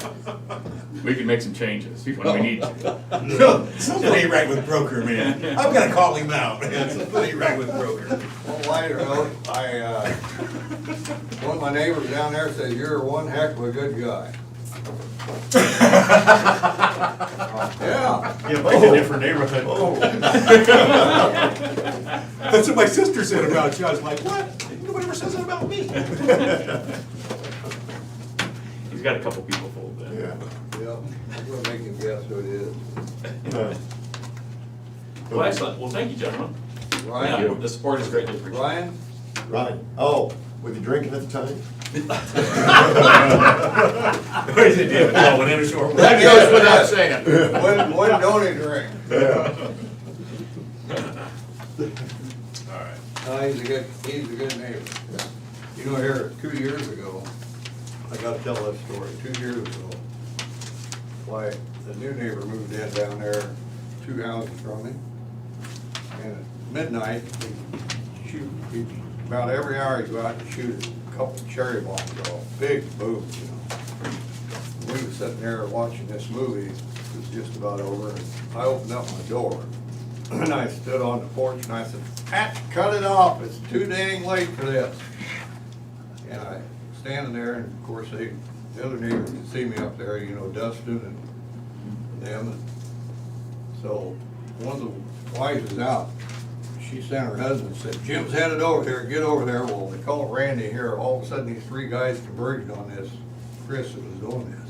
They thought I was going over there, and they was going over and take care of the guy, because they knew I couldn't whip him. We better go back up, Jimmy, come on. It's always good to bring back up, man. Jim's lost his mind. I might be old, but I'm not dumb. Yeah. Thank you, gentlemen. Yeah, thank you. I Thank you. think this works out excellent for the jail. We need somebody that can come out there and kind of drop a phone call, so. Some of these orders, like, it just happens immediately, Just need somebody. fairly immediately. The county attorney's office is, And judges, or, yeah. Well, no, it is very judge dependent, I think, It's like, you 100% know. just. Yeah, you know, like today, we had one of them, you know, where Boddicker took a D felony, he accepted a written plea, which you can do now, right? So we got something done, there's one less person you need to move, where Schilling or, you know, he won't do it at all. We'll have orders where it's ordered to have one done remotely from somewhere else, you know, somebody's in prison or whatever, and the judge gets it and they're mad, they're like, well, what the hell, you need to have him here, and then, so they put out an order to have him brought next week. Well, that means they've gotta go in the middle of the week up to pick him up, to get him here. We went and to there's Fort Dodge quarantine on and all this Saturday and 2.5. to Amos on Sunday of this week. Yeah, you know, so. That's a long trip to Fort You know, Dodge. that crime commission, we've got the same problem with transport for crime commission, you know, they got part-timers and it's a chore. Yeah. You ever tried to talk a judge into anything? And you can't use them No. people, 'cause they can't I've also been the upstairs people a that few you. times. And it's nothing against crime commission, but in the end, it does fall on us, like, we're responsible for that. Yeah. I mean, the order says me, and you just wanna, you wanna be confident, in the people that are doing that transport. 'Cause Yeah. I mean, they're potential escapers, and you just wanna make sure that you have the right people doing it. I just read about a recent transport, that they couldn't find the guy that took off, see, and, Yeah, did I find that lady? Yeah. Yeah. Yeah. Oh, yeah. She That's crazy, man. Yeah. shot herself. Yeah. She ended up dying. So, yeah, but I think as we get the more and more of the younger judges, I think they'll be more acceptable to more of the new technology. That'll be. That would be down the really road. nice. That'll be down Like the the road. remote hearings, and, I mean, they can even do like initials by phone, and that makes things handy. But yeah, as far as the stuff downstairs, yeah, they're having to transport people for downstairs for initials even? No, not for initials. Those are initials. Those are all video cord, yeah. Okay. There's some things that started during COVID that'd be great if we could continue. Right. Yeah. Well, and so what Justice before, Christensen did is, she had what's called her lemonade committee. And the thought process being, okay, COVID happened, now let's figure out what's good out of COVID and let's learn from it and keep that. And so there are some things that are kept, but, The mental like- health hearings is tremendous. yeah, like the mental health hearings being almost, now some of them, like last Monday, I think it was, or no, one day last week, we had mental health hearings all day, Yeah. in person. But sometimes they're all remote, yeah. The one thing that would be nice is that they would just set the state, whether it be by code or just by Judicial rule. yes. Yeah, And instead of it being such a variance between the different judge personalities. yeah, They have trouble that's tracking an it. Are we done? I think Natalie, are we doing that? Thank you, yeah, we got the. Are we doing Well, no, I'm just talking about the industry. Oh, we are? Yeah. Yeah. Well, it's on the thing, I don't know where. Oh, I'm gonna let Natalie know you're done. All right. I didn't know that. There, I was gonna go eat dinner. I was going to go get myself a drink, but I'll wait. This one shouldn't They take. can't provide Cheryl, it. sorry about that. I thought we were done too. You got the recorder coming in. Working on that, so that might You be got the something else recorder they're coming getting in. for the state's money. He just Yeah, said they would look HD, on TV stuff. They need one These are generator. the original and a copy of the I can't find MOU. anything that says. Now, I've That's got, actually down. I read someplace that it's gone down. I should have part, I should have. They one. said that. Well, Generator right up. prices gone down. Then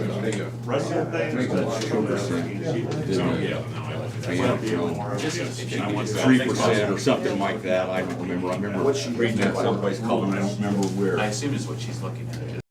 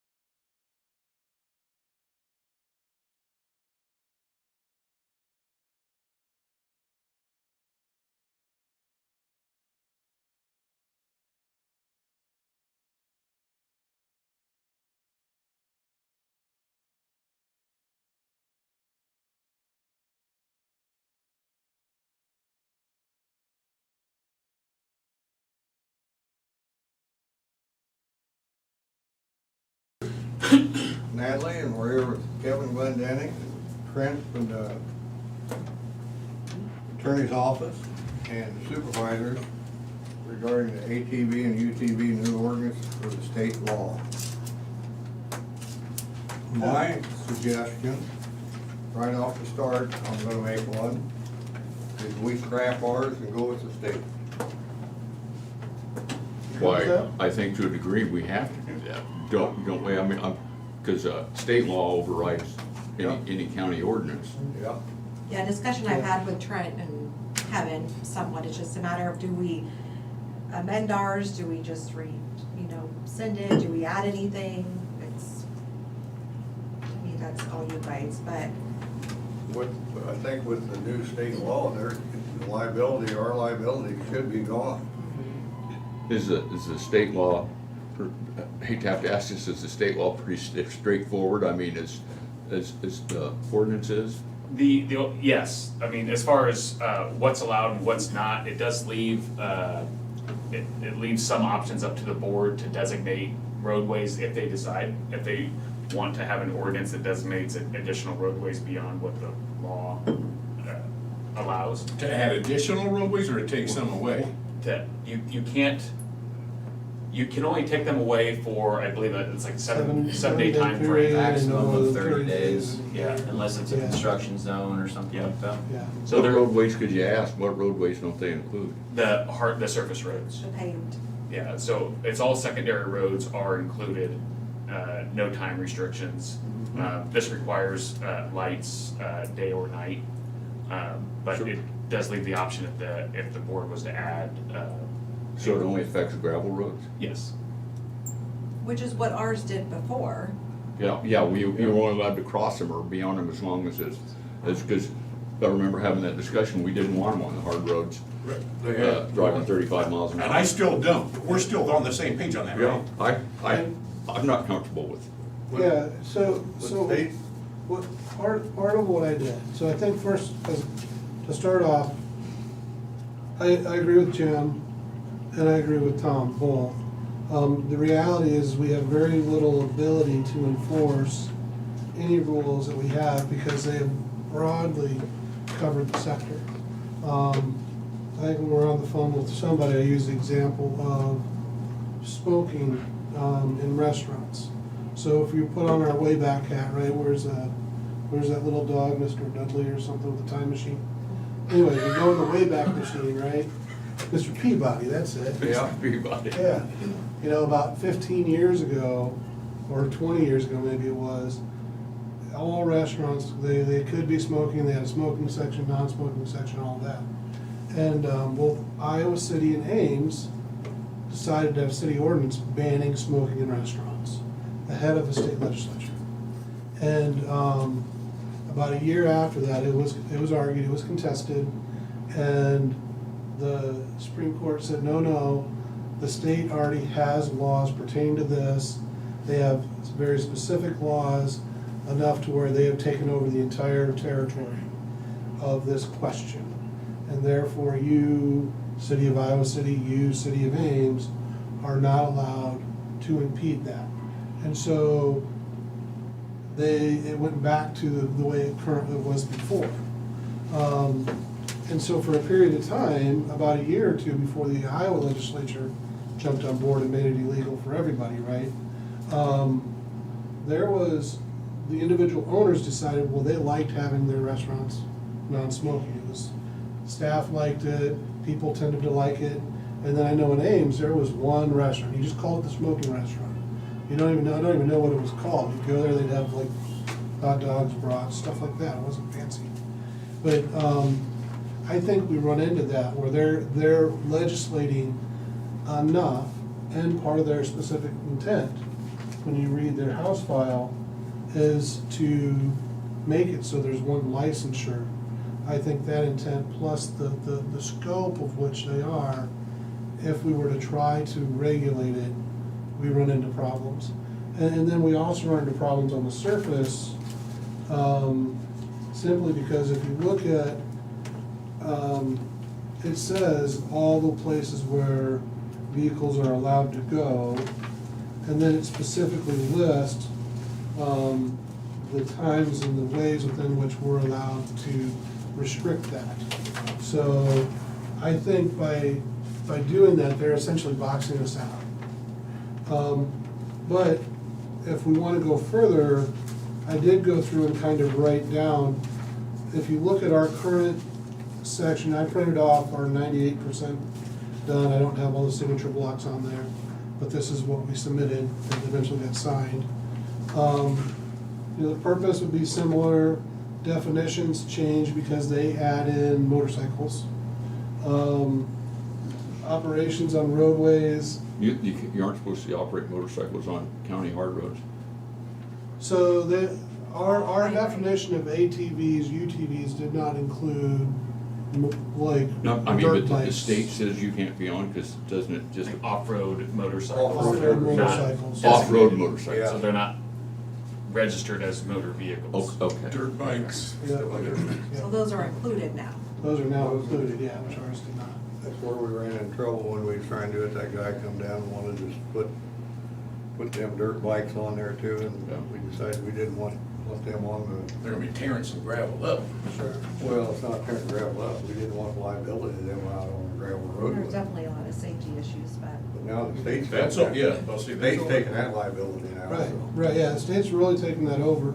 So when you look at our additional things, we have kind of a punch list. So I went down and looked. So the first one, we had operating hours. They don't have that, and I don't think we can restrict that now.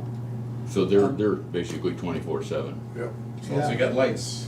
They have lights, and they're required to have lights all hours of the day. Yep. Yeah. Every ATV, UTV would operate at any time from sunset to sunrise, such times conditions fogs. So for headlights, we're saying as long as, just like cars, they're saying no headlights always. So it's a little bit different, but they're covering it. 3, person shall not operate ATV, UTV on Des County Road unless 18, that's exactly the same. Operators, ATVs, it's mute as a 3-wheeler, so an ATV could be a 3-wheeler. Now, obviously, they stopped producing them in the 80s. There's still some around. Some people, I've seen yeah, some. there's still some. Yeah, I know people that have them, but it's just moot to them, and I think the state's thinking eventually they'll just all stop working, right? Operate ATV only permitted on roadway shoulder, not in the ditch. So it doesn't talk about that, and I think this is where, and there's a lot of areas where they're not talking about it, but I think what the legislature's thinking is deputies, officers can regulate it, just like as if you had a car. I think they're really saying, hey, you can be on the roadway, but you're like a vehicle. So if a car was to drive off in a ditch, what citation would you give them? Fail to maintain control. Failure to maintain control. So, you could use failure to maintain control, you could use reckless driving, you could use, drunk, yeah, whatever it is, I think, but it doesn't talk about driving the ditches specifically. It says, ours says all rules of the road as set forth in section 321, and I think because they're referencing 321 all the time, it's implied, but it's not explicit in the state's one. I like how we did that better, but, okay, rate of speed, same if you go to section 4A. B, seatbelts, they don't talk about seatbelts, but again, if you're treating it as a motor vehicle on a road, if there's seatbelts, then they could, just as if it's a car, right? And careless, reckless, negligence, again, it's mute, but I think it could be treated as a car. In the manner it causes ATV, UTV to skid or cause wheels, there's contact, again, mute. Drugs and alcohol, and I'm not saying mute as in mute, I'm saying mute, it just doesn't talk about it at all. So I think all of those, you just use code 321. If they're driving drunk, they're driving drunk. If they lose control, they lose control, so on and so forth. Without proper functioning factory exhaust, they require that they have a more specific equipment list than we do, so they're covering that base better. private property without permission, it doesn't talk about that. Maybe it does. I think it does, actually. It does, yeah. That in any area designated as native grass, wildfire grass. So a lot of this is covered by the DNR code as you get into this section further down. On public land designated for riding trails, violations. So that's again gonna be covered in the DNR regulation.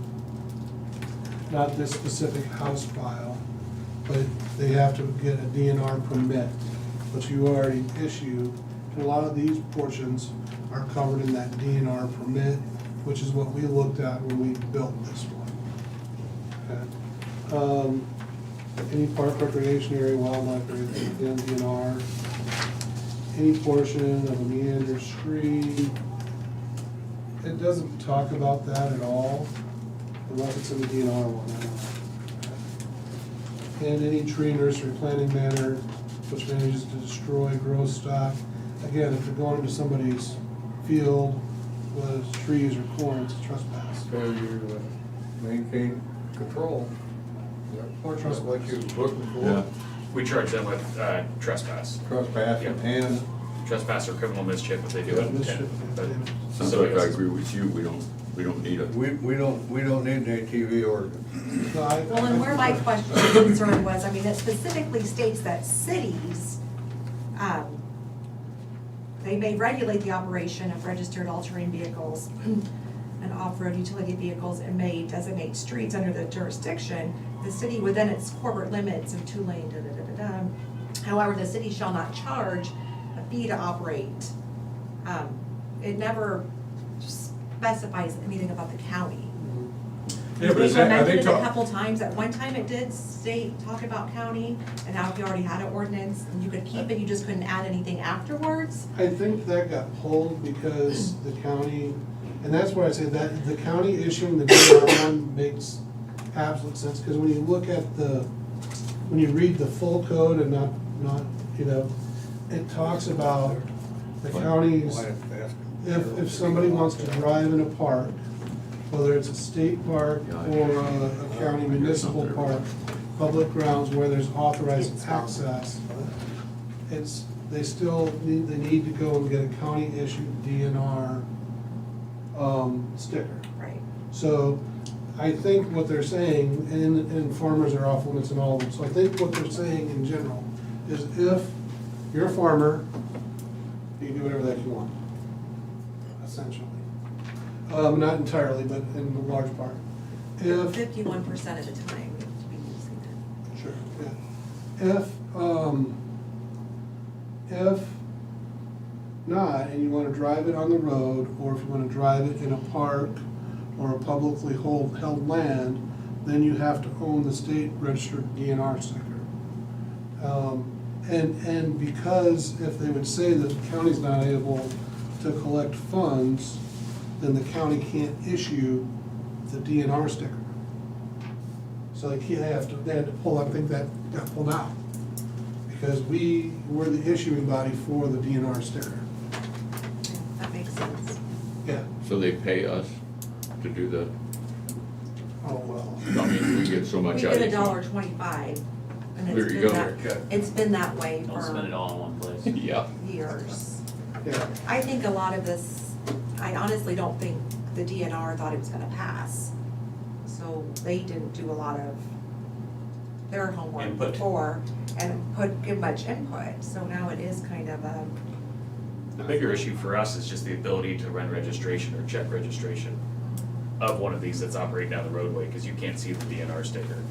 I mean, you have to be right up on top of it to be able to see that, so that's the frustrating part, that if there was a county registration, then we could make it so there's a legible sticker that we could see from at least like 50 feet or so. which we But- did enlarge it, Right. you know, the last So time. we had that intent to be able to have that sticker that was more legible, but without that, it makes it very difficult to be able to check registration. And then I think we will see more of these, I think we'll see more operation on roadways, but they're gonna be using the roads without really paying that registration. I hope that will be a legislative fix to come, But I don't disagree, because the intent behind this was that you could travel from county to county and you wouldn't have to know the county ordinance. If you travel across 4 counties, you wouldn't have to know 4 different county ordinances. Right. So they wanted something that was statewide, so it would create some difficulties if every county required you to register within their county to operate. I'm seeing people driving dirt bikes and four-wheelers and stuff in town, in Burlington, on the side streets, just tearing it up, making noise and all kinds of stuff, so I mean, You can. it's gonna be on and popping for a minute after. And did you talk to the city, I guess, do they have any? I don't believe the city has any intent to, obviously Minneapolis has an ATV ordinance, and I believe Danville is considering a change. Burlington's not. Yeah. Danville had one, and they're going to stop requiring payment, I think. And I don't know if they're gonna do away with it altogether or not.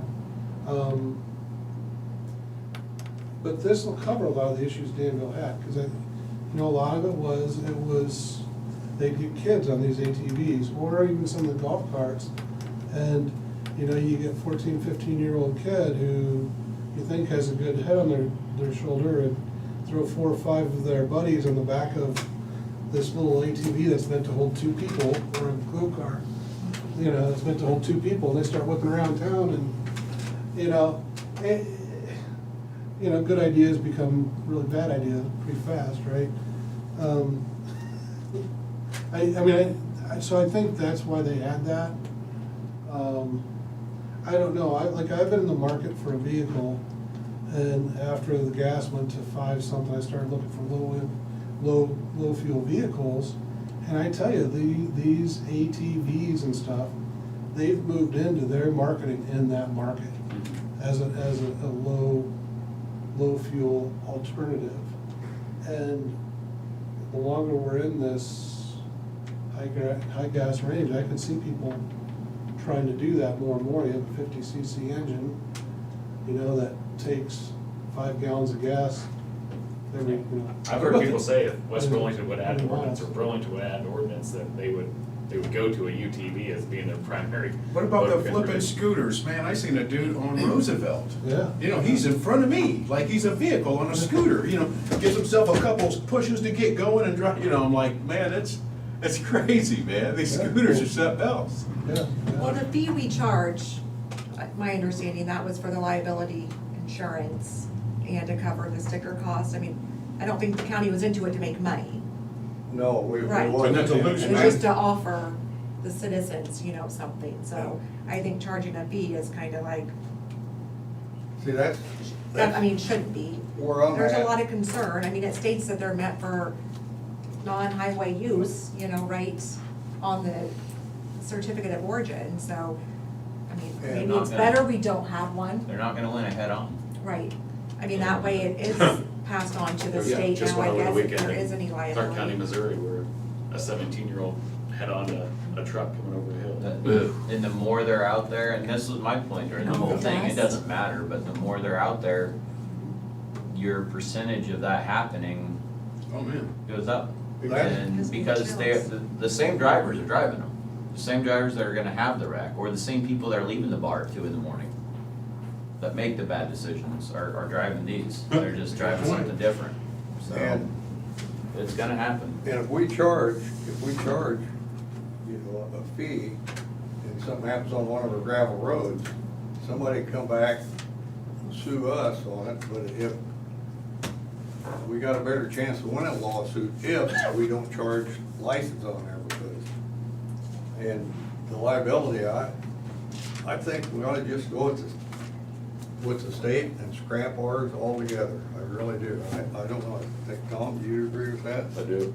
I think that's I don't see a ton of other choice. I'm probably overthinking this, but Trent, if you have the bill, if you look at the bottom of page 4, and it's new subsection 1A and sub 2, there's a lot of subs. Sub 2, D3. But it says, these are roads, a registered all-terrain vehicle or off-road utility vehicle may be operated on any of the following secondary roads, and then it says a paved undivided secondary road or segment thereof, if authorized by the county board of supervisors. But then it goes on to say that the board shall evaluate. And I'm probably overthinking it, but that they put in, the board shall evaluate the traffic conditions on all such secondary roads under its jurisdiction and designate roadways on which all-terrain vehicles or off-road utility vehicles may be operated without unduly interfering with or constituting an undue hazard to conventional motor vehicle traffic. Sounds to me like we're accepting all legal liability. Well, so it says on which all-terrain vehicles or off-road UTVs may be operated without unduly interfering with, so it's saying we can designate roads that are specifically allowed, and there's even, if you get into the financing arm of this, there's a fund, so that, there's a fund and we can apply, so say if we wanted to get signs to say UTV route, ATV UTV route, we can do that and say, I don't know, this C road you wanna cut off for everything else, make that a designated ATV UTV route. I have no interest in signing for But, this. but you see what I'm saying? I picture being on a witness stand and having them read that subsection to me and say, you guys evaluated this. But is that what you're saying, that's where, if there was gonna be an ordinance or anything? Well, I'm just that surprised that is they, kind of they, the- I read they the put same thing. shall in the code, and I'm Yeah. like, are they saying that they actually have to do Oh, the no. evaluation? I read the same thing, and I mean, it makes it sounds like the board has to take a step to acknowledge what paved roads you're gonna let them on. Then you Good get on sounds that like and you to me. say paved undivided secondary road, well, then you got Old 34 that's divided. But I mean, I haven't, it's been a while since I read this, but Natalie sent it, and that, I read the same thing that Kevin did, and I don't know exactly what that means or how you're supposed to go about that, or how you're supposed to evaluate that. I don't know what evaluation you use. I would add a clause to the end of our decision as researched personally by the county engineer.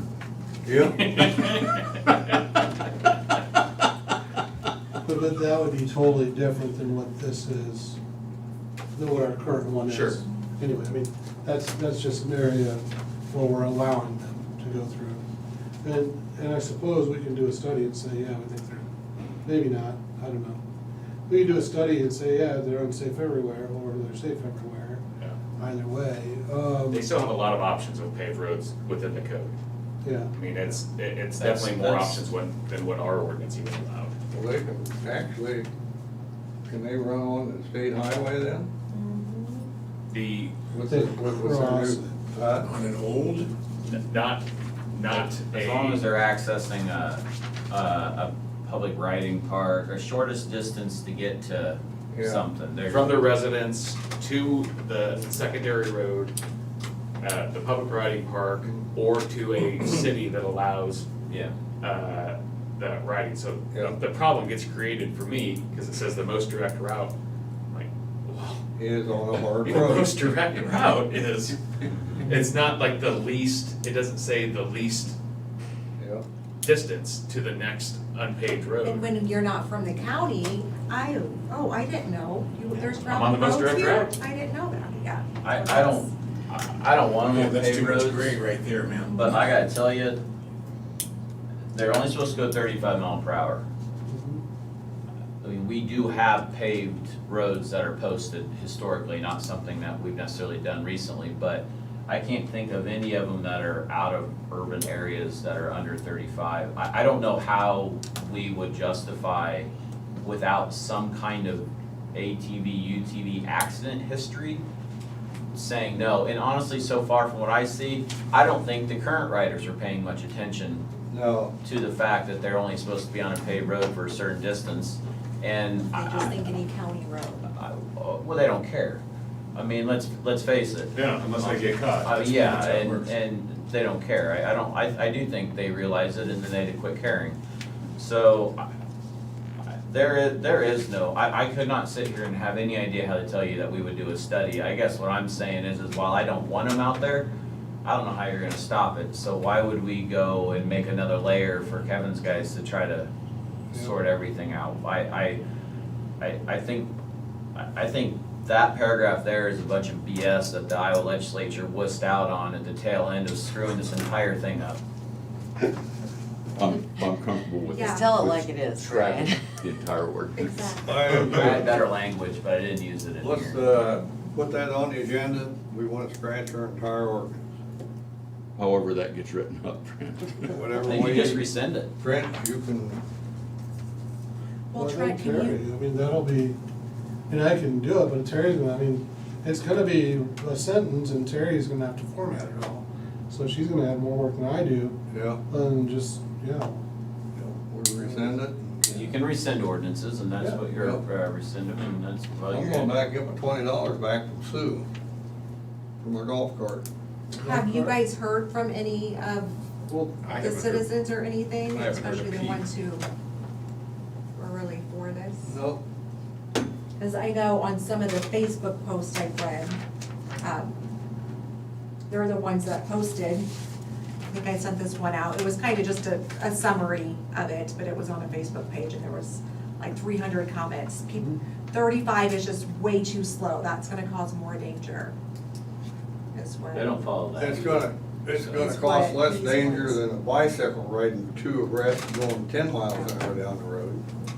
Yeah, I think, like you say, a lot of it's gonna fall back on Kevin. I mean, that's- He's got broad shoulders. He likes stuff like that, man, guy lives for it. Like hurdles. I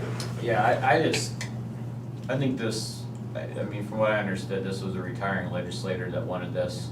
I spoke to him, asked him if he had heard any comments from Des Moines County, he had not, supporting or against. He just had a group of people in his county that wanted it, and it's something he wanted on his way out the door. I expressed my disagreement, and that was the end of our conversation. He's not Des Moines County. No, he was not. Well, let's see how this Well, I continues, know if I people was, start getting messed I was up. out at Perkins Eating here a while back, and Dennis Cahoon approached me, and he said that they took our ordinance, they liked our ordinance, and they was dissecting our ordinance to put in some of the state codes, so. I said, I just wanted you to know that, he said. I got a hold of, during this whole process, I got a hold of, a legislator also, and he, Goodwin, and some of the early iterations kind of did mesh with what we did, and I did spend some time communicating, saying the concerns we had and everything else, and then they got to the end, they were all tired of being there, and what fell out the bottom, fell out the bottom. There's some pretty hard push Yeah. on, I mean, there's obviously people that knew people that were pushing for to But be when able you to ride look and see ATVs. like the DNR, their rep or whatever, it's like they go undecided. It's like they didn't voice their opinions or anything on it. 'Cause I think if they would have done this years ago when the people wanted it, when they didn't, the DNR didn't want to have to deal with it, so I think that's when people started going to the counties to get it. You know, it'll be interesting to see, I think, what happens, like in September. I wonder if the DNR will raise their fees to make up for some of this. Well, for now, let's go ahead and rescind it, and then we can have another work station down the road. If this paragraph that Kevin's talking about, we can address that when we find out for sure.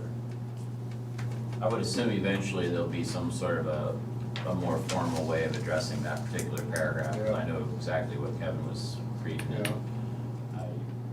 I just, and, you know, we got ISAC coming up. It may come up there and a couple different groups and stuff like that, and so we'll know more as people get more in tune with this.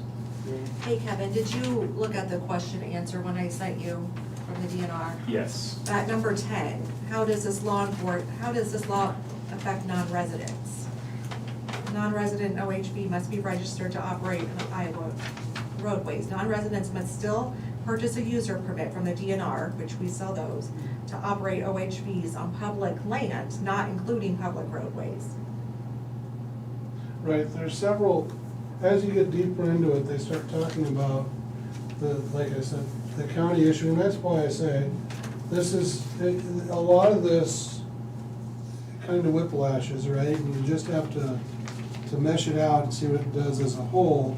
And that's, they're talking about the counties issuing their DNR stickers, right? And that's something we do and we have to do and we'll continue to do, and that's how the state stickers. So I think they, at some point, I don't know if they thought they were two different things. They are. They are? A non-resident? Or, Well, no, oh, a DNR sticker is a state registration. Right, yes, that's, So, yeah. so I think at some point, the people writing the legislation thought they were two separate individual things, and they're not. But they're talking about it as if they are, and that's your question. Yeah, that's why I asked you first thing, are they the same thing? And they are. So, and then, yeah, so if you're gonna ride on, because if you wanna ride on the public streets, you have to have the DNR sticker. If you wanna ride in the parks, you have to have the DNR sticker. But when they're talking about riding on the streets, they talk about the Iowa license, right? And when they talk about riding in parks, they talk about the DNR sticker, but it's the same thing. It's the same thing, yeah. Yeah. I don't know if the person writing the legislation knew that, but. No good. They That's don't know why. much. Noon whistle? Message. Oh. Well, why? Yep. All right, so thank And you. I'm gonna request, Thank you. I would not have to issue any refunds for those people who have already purchased one. Correct? What's that? That's my buzzer for my phone. Well, Actually, one person has purchased since July first, because up to the 30th, they would have been required. well, I think, With that. I That's what think we're talking under this about. circumstances, I think we'd have to refund it, so. They were given the choice. But, yeah, well, so if you're given a choice, let them come back. Yeah, I'm not gonna, I paid mine, I'm not gonna go up and ask Sue for it. Well, It's not, it's worth $20 not to listen to her. Oh. This is being recorded, isn't it? Yes. She's probably already watching. She was asleep a long time ago, she's been watching. Sure. So, yeah, this will be good though, I think. I'll sell you my golf carts so you can come back and forth for like, Well, I think you're gonna see more and more of that yeah. as gas continues to be what it is. Better save a lot of money, these things with windows and doors and everything else are 20 grand, if not more. Like, that's the bottom Oh, end. that's- oh, Like, yeah, that's if you put like the hard doors and the hard top and heat, Windshield, all AC, that. all that Look at the stuff. 1000 cc or whatever you're talking, some of those will all go. It's kinda like go down and buy a. 30,000. I rode in Buy a one, vehicle, I'll save tell you, gas money. they're almost like Cadillacs, man. $34,000, Put $35,000 all that for the stuff on one. them. There you go. It was a, what, a Polars? Yeah, those are Polars, nice, yeah. those are a good Had name. Central air in it. But people are weird when it comes to doing it. I remember when I did an office share with Dave, when I was in with Dave Beckman, he would have people who come in and want to do tax planning, and they would spend $4,000 or $5,000 on tax spending, on tax planning to save about $400 or $500 on their taxes, and they would be happy as a pig in sty. You know? You I know know, plenty of it's- farmers. Saved 400 and it only cost me 18 grand. Yeah, oh yeah, I mean, you know. That's kinda like these old woman I